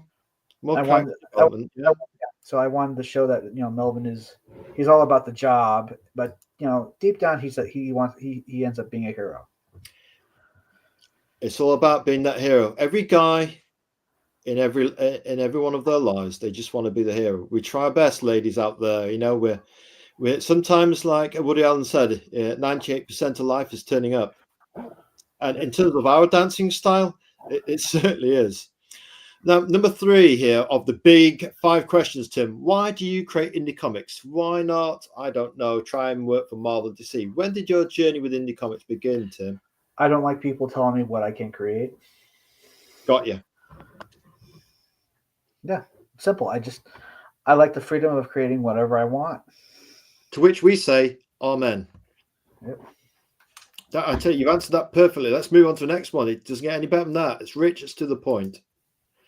How do we go about backing Melvin? Is it still available? We pulled these off your Fund My Comic. We've got the digital entry point. We've got the that's bundle, and we've got merch. Is it still available, or is that that's Melvin 4? No, that campaign's been over for a while. It was the last campaign I did before I started to deal with RJ and kind of make it to where you can just get the books when they're done. Got you. So then, can we still get a bit of Melvin at Amazon or Barnes and Noble? Is it still available? Oh yeah, yeah. Issue 3 is available all the time. Anytime you want to buy issue 3, it's available. So Fund My Comic as well. You can purchase. No, not through Fund My Comic. It's just on Amazon, Barnes and Noble, and Walmart. Right. So you can get Melvin 3, and is Melvin 4 going to be available on Amazon and Barnes and Noble? Got you. Okay, and yeah. Yeah, I kind of think I want people to feel that they'll actually get their books. Got you. So adding that sense of seriousness, because Amazon and Barnes & Noble are serious professional companies, and they're serious about professional delivery. It's their lifeblood. If they don't deliver, they go out of business. Yeah. So that actually reflects on you, that you're serious about it enough. You go into the big boys. Is that kind of well, I kind of feel like I feel like some people have lost faith and trust in indie comics, and I want to be a part of restoring that trust. Like, not everybody's going to use quality as an excuse. No. Yeah. Well, yeah. Oh, I'm gonna lurk and eat. Hey, tell you what, it's all right, K-pop junkie. You can lurk and eat here at the 5 Pillars of Storytelling. Tell you what, we'll have to pull up a nice what's that chair we've got next to us. Actually, it took 2 people to actually get this up in our attic studio. It's a peach marshmallow, comfy watch and noir movie chair. In fact, we watched The Big Sleep in it. It's great. And we put a blanket over us, and I think, what did we have? A nice cup of milky coffee and some biscuits, and watch a bit of Bogart. But yes, you feel free, K-pop junkie, to pull up a sofa or a nice comfy chair and lurk and eat. I wonder what she's eating, actually. If she says pancakes, then that's going to... Hey, here's a question. Waffles later. We'll make them ourselves. Waffles versus pancakes. What would you go with? I'd go with waffles myself. All right, Tim's a waffle man. K-pop can't reply because she's busy eating. But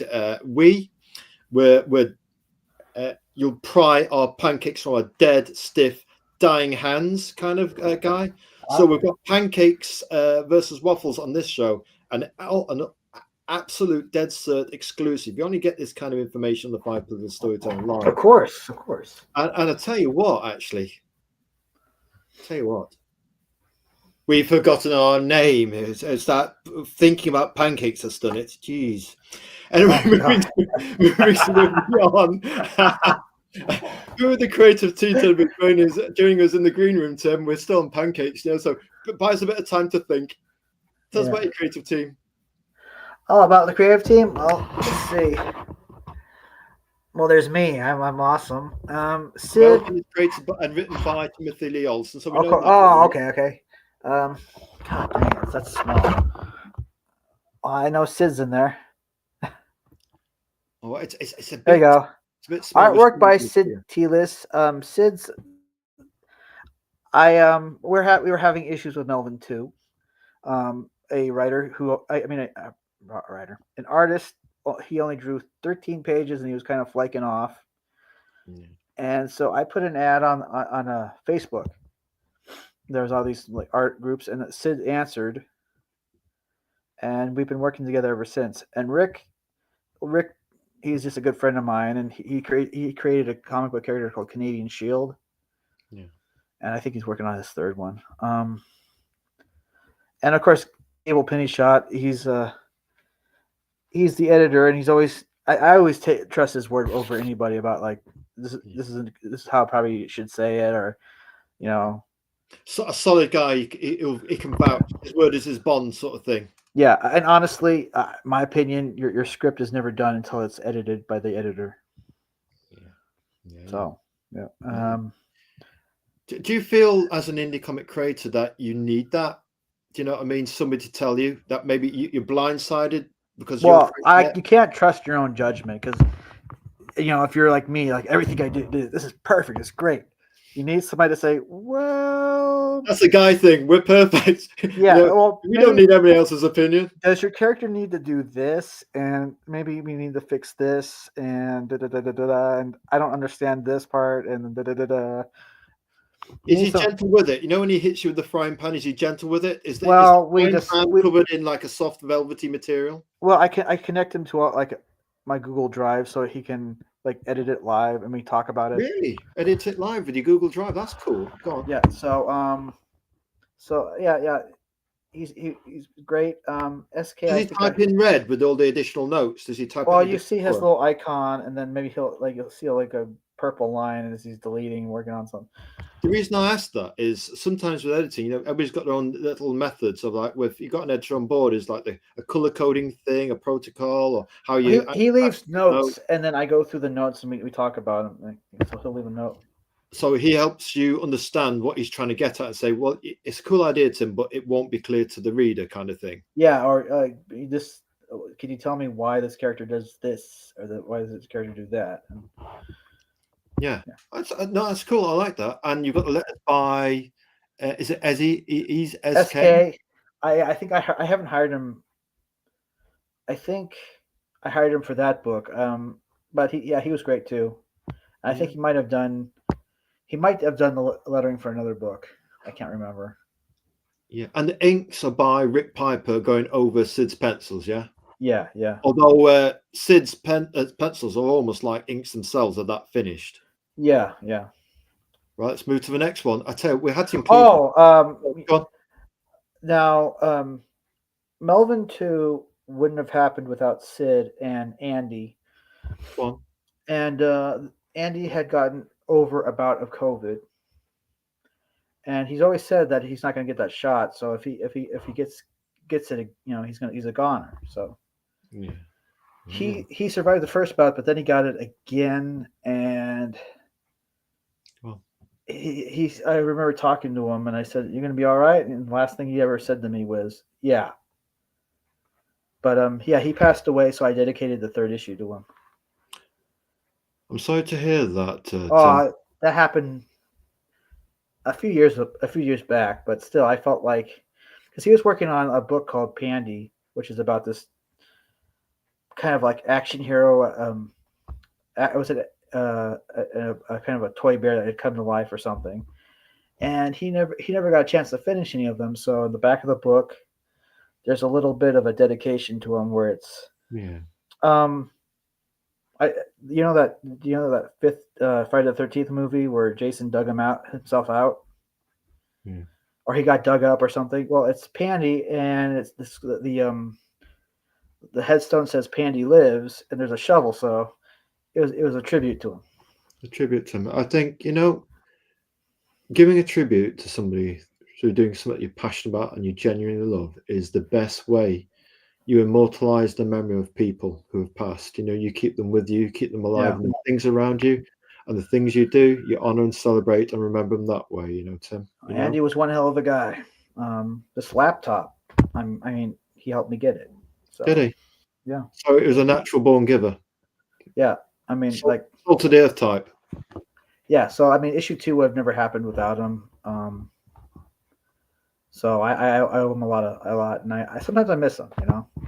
No, it's all right to miss them. Some would say sometimes you miss these people every day. Exactly.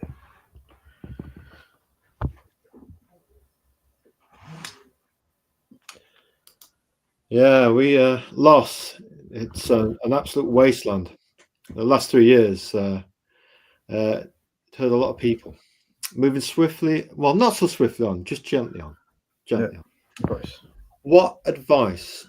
Hey, Andy, God bless you, sir, up there. Yep. Number 4. What advice would you give of our big 5? What advice would you give to aspiring creators, younglings, adolescents, and even older people like us to prove you're proving, and who knows, maybe even ourselves might one day prove that you're never too old? What advice would you give? Because one of our mottos on our show is we listen, we learn, and share. You're our current expert, Tim. Well, find your voice, find but always evolve, always learn, always make each book you do better than the last one. Never, ever, ever. When you make it, don't ever always stay hungry, because when you stop being hungry, you start getting lazy. Don't get too comfortable. Exactly. Because what happens if you get lazy, then you don't stop producing like the way you're supposed to, and then it's all downhill. Ironically, don't you think there's actually an interesting segue into like the bands, not like bands, but bands that get too comfortable, that when they're young, they're starting out, not perfect, but they're raw, and that's almost the perfect music. And then as they get more popular, it's almost as if they're too comfortable. Yeah, well, they get too comfortable, and then they do stuff like lip sync the tapes. Yeah, and start counting the money rather than counting the music. Right. If you get lazy, then you don't do as well. No, you don't. You're not on top of your game. Yeah, it's when you're too comfortable as a guy. Any guys would say out there, don't get too comfortable. Perhaps even for the people who love the most, stay hungry. And if you want to be happy, use your God-given hands. You'll never be happy as a guy until you do. Follow your purpose in life.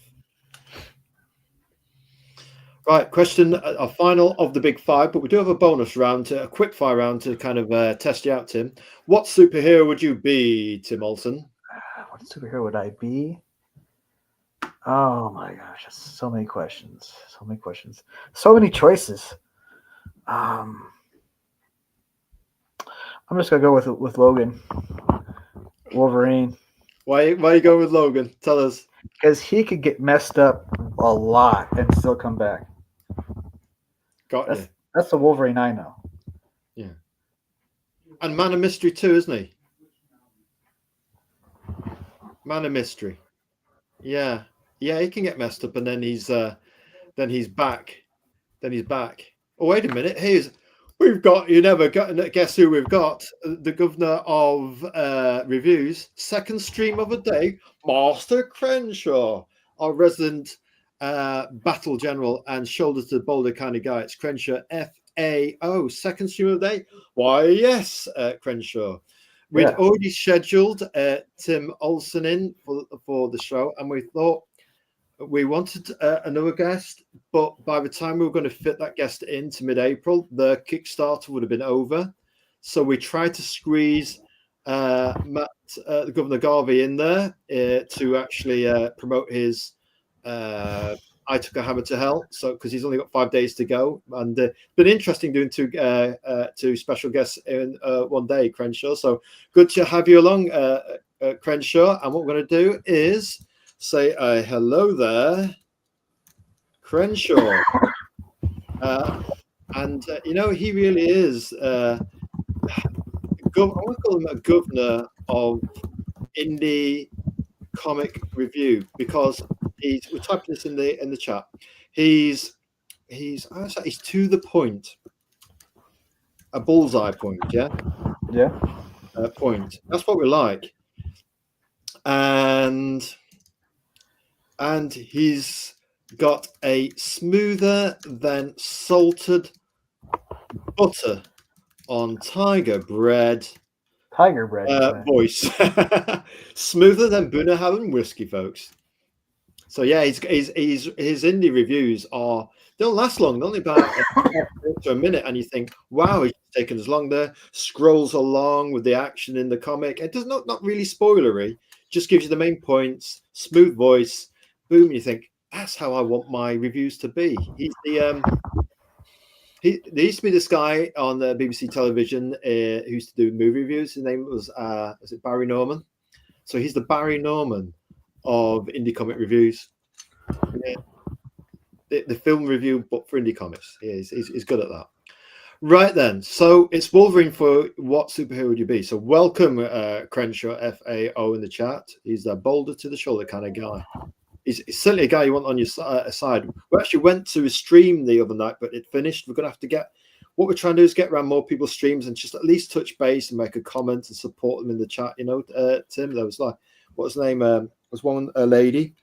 She's doing back to a book, and she was doing a Steve Heather Valet, is it her name?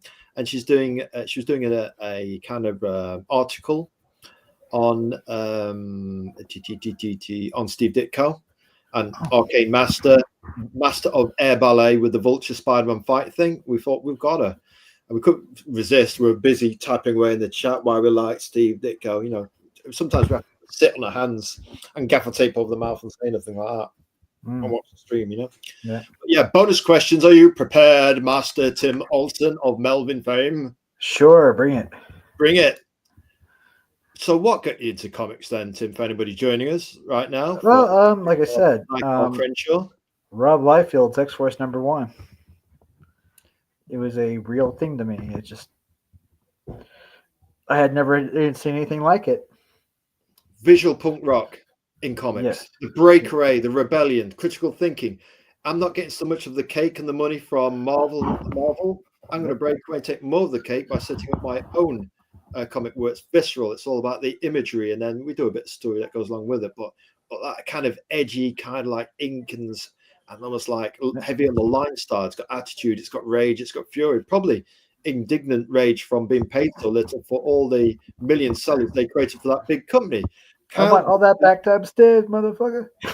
Well, let's just say on the 5 Pillars storytelling with our universal, we're not trying to be too dramatic or point things at anybody, but do you know what? When you feel punished as an artist, and the best thing is to do is not to jump up and down in it and punish yourself.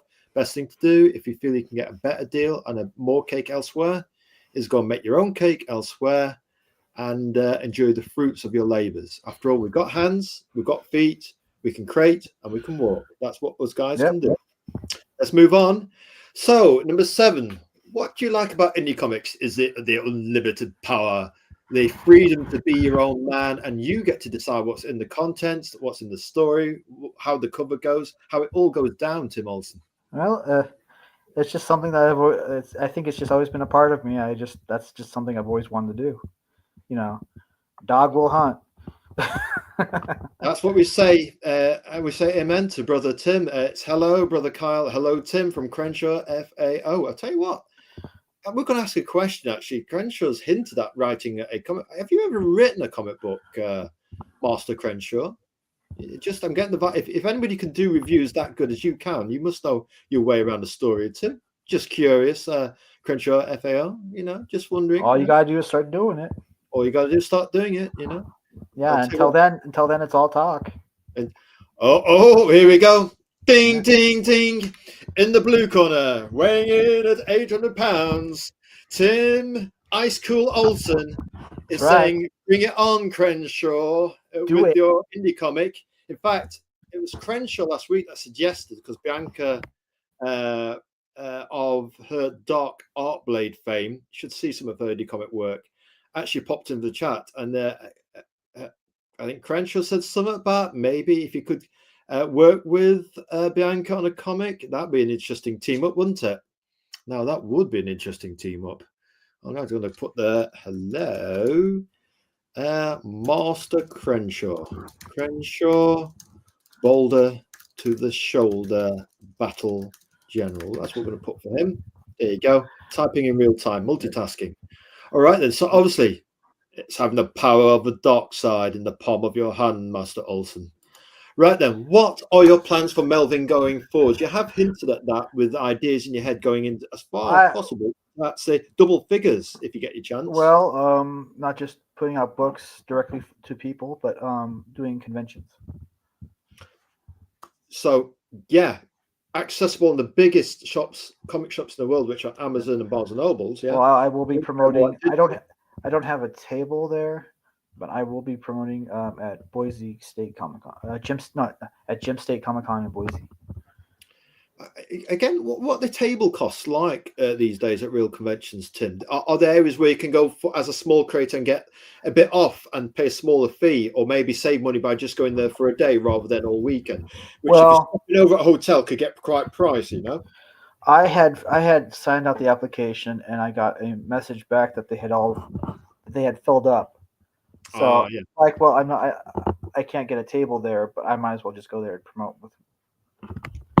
We've had some people, you know, they just set up a table outside the convention, and they've got like they've got a little tent marquee with all the books out on the table, and it's quite cute that, and they've still sold well, you know. People have done all sorts of inventive things, but you could perhaps, if there's somebody you know in the indie comic scene, you could perhaps share a table with them. Oh yes, Crenshaw. He's in Boise. He might see me there. Awesome.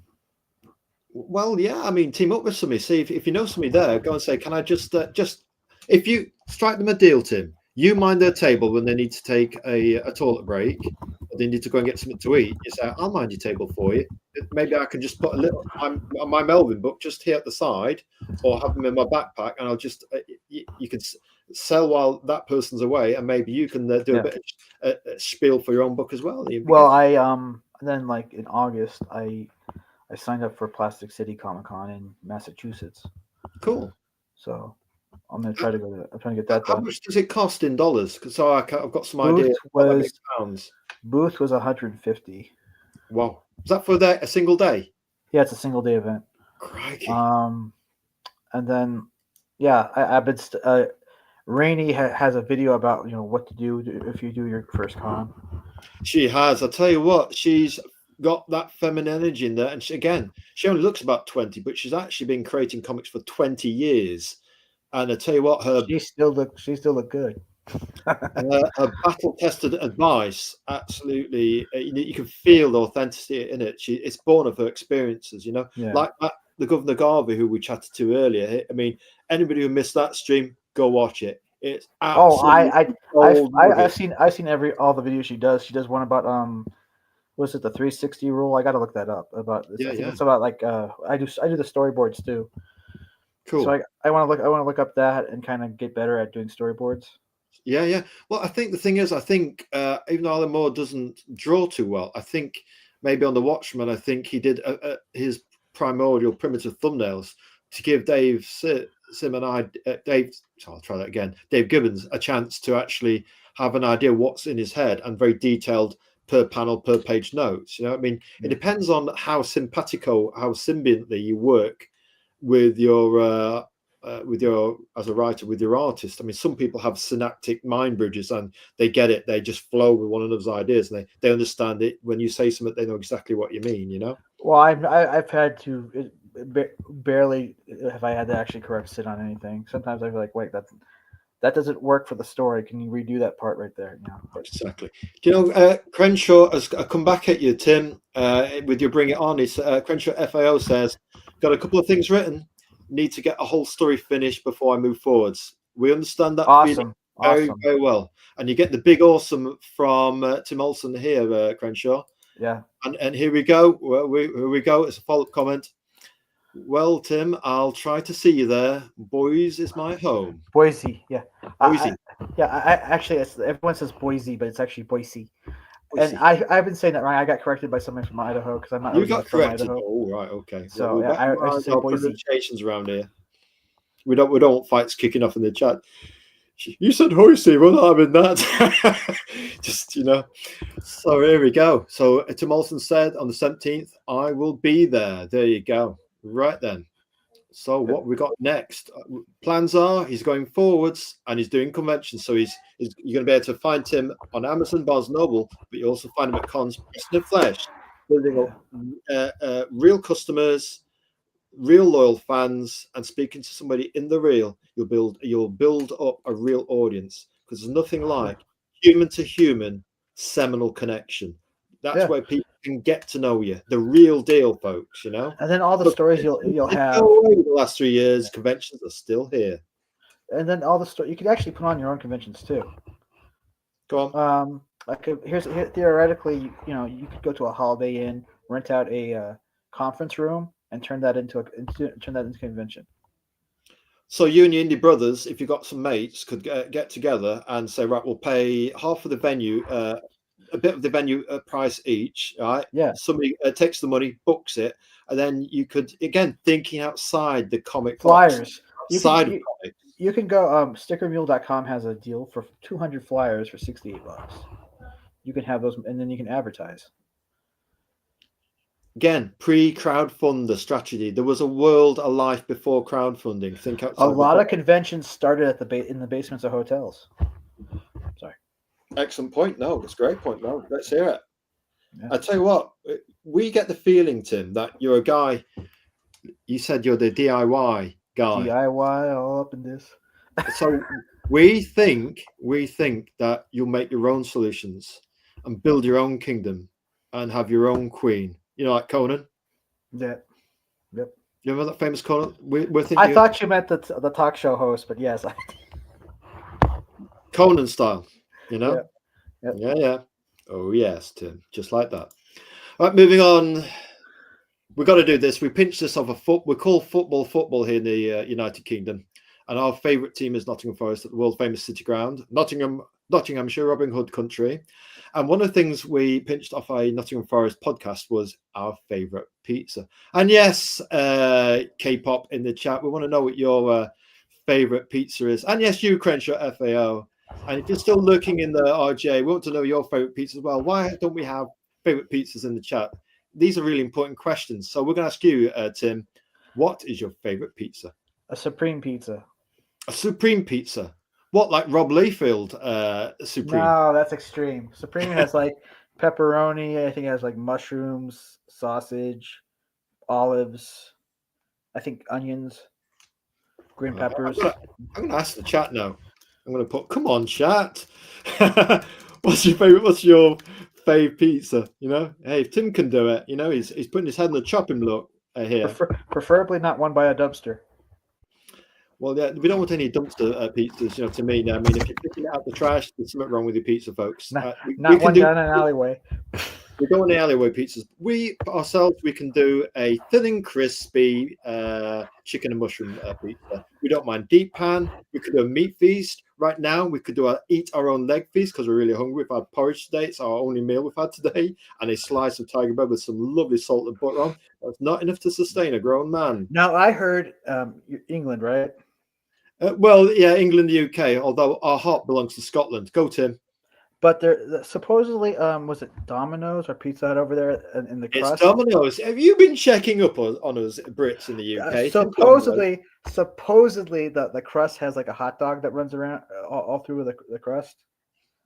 There's like a stuffed crust that has that.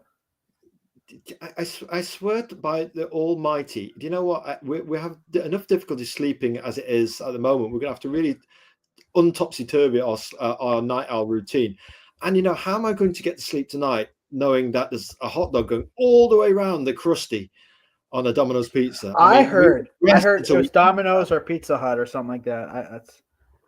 We get so hungry now. Actually, we could actually just start. What's our non-drawing hand? That's the drawing hand. We want to keep it safe. We'll start chewing on our wrist right here and work our way up the arm. You're trying to cut your hand off and throw it in some dough. And well, we might do it Melvin style. You know, just Melvin style, just blow it off and then just pick it up and then use the blaster with the drawing hand to actually heat up the left arm. Well, you know what I'm saying. Anyway, let it go, man. Less about you and your pizza hungriness. We've got RJ with his Hawaiian with Japalinos. It's a Western Coast kind of thing. So we've got RJ's favorite pizza. Exclusive. It better not have pineapple because that's sacrilege. Pineapple's gross on a pizza. Oh, Tim's in the pineapple is sacrilege camp, folks. Weighing in is Ice Blue, 800 pounds, and looks like RJ's going to have to go alongside him there. We can actually see like a WWE kind of a pizza wrestle off between you guys in indie comics. It could happen. Haggis RJ, pizza. Getting involved in the chat.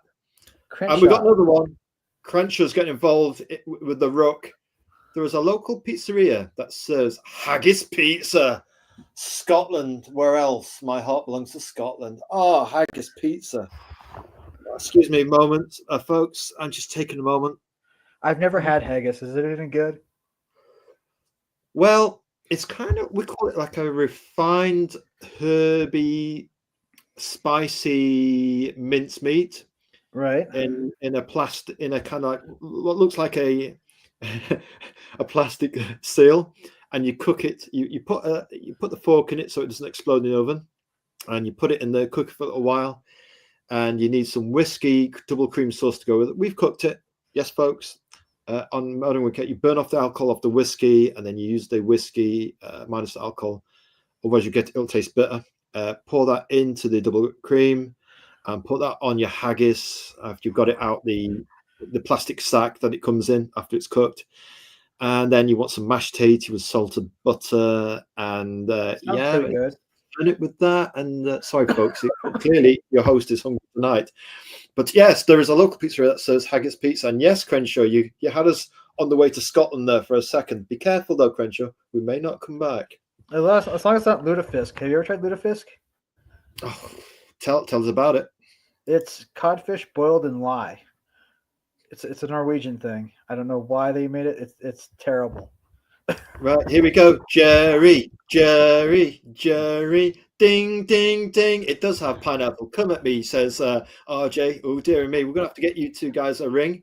I say thee nay. I say thee nay. Get behind me, Satan. Get behind me, Satan. And RJ says, isn't that the menudo of Scotland? We'd say, I tell you what, to get haggis with buttered cream and some mashed swede or turnip, we'd walk there. And last check, that's a 6-hour trip by car, 3 to 6 hour trip by car, depending on who's driving. And for us, it's probably going to be a couple of days doing it Roman style with sandals on. So we've that's that famous phrase, Master, where are you going? I think RJ's got the answer. That's probably where we're going. Anyway, moving swiftly on, you're giving out cryptic speak again, Azrael. Right. Where can they find out more info about Melvin? We've already kind of alluded to that. Well, I'm on Facebook. I'm on. Long story short, my original account was nuked years ago. What's that? Yeah. You get No. One day, Facebook decided just to nuke my account. Okay. So I have my backup account that now is my main account. I'm on Facebook called under Olsmax, OLSMAX. Yeah. And then of course my Twitter, Tim Olson at also 519992868. Cool. I'll tell you what, so you're on X and Facebook, and they'll find you, yeah? Yep. Tim Olson and Melvin, they'll find you. Seek him, you will find him. Right then, we would like to say thank you for being our special guest, Tim Olson, the ice cool Tim Olson. And what we like about him is actually, as a host, he's helped us relax. It's our job to help him relax, but he's so relaxed. He's actually helped us relax. It was nice, ice and cool, baby. That's the way you do it. Yep. Nice and easy does it. Was it eggs over easy? Tell me what eggs over easy means in the United States. We hear that all the time in the movies. I never really considered it. I know that I do like my eggs a little runny, but I don't know if that's it. All right, so it's like easily done, and you want it like the classic egg shape, but just nice and lightly done. You don't want them made of rubber. No, I don't want them microwaved. I don't want the microwave so you can bounce them off the floor. So we'd like to say as a special good luck for Tim with Melvin. Good luck with Melvin. And oh yeah, give it some thumbs up power, folks. We'd say please like, comment, subscribe to the channel. The more subscribers, it's not subscribers and pay for it. It really should say follow on YouTube because it's very confusing. It's like you have to pay for it or something. But please like, comment, and follow. We'll change that to follow actually because we don't like YouTube saying sub. Because you even have to log in to follow, you know what I mean, to subscribe, which is to me us a bit daft as well. I suppose it stops the spam bots. So we say please like, comment, and follow to our YouTube channel. Every sub counts. We call it the Power One. It creates a bigger community, just like every comic sale that an indie comic creator gets adds to the revenue. Yeah. So we say to help us amplify your indie comic, do follow our YouTube channel. It just creates a bigger, louder megaphone for you indie creators and for your indie comic, and to help us grow the indie comic community. Now then, what does it say? Now it says a graceful goodbye, and we shall put on our outro trailer and give a wave to Tim and a Bye-bye. Here we go. Bye-bye. Here we go. Bye-bye then. That's at it. Let's do it. Tim, absolutely no report. Absolutely correct.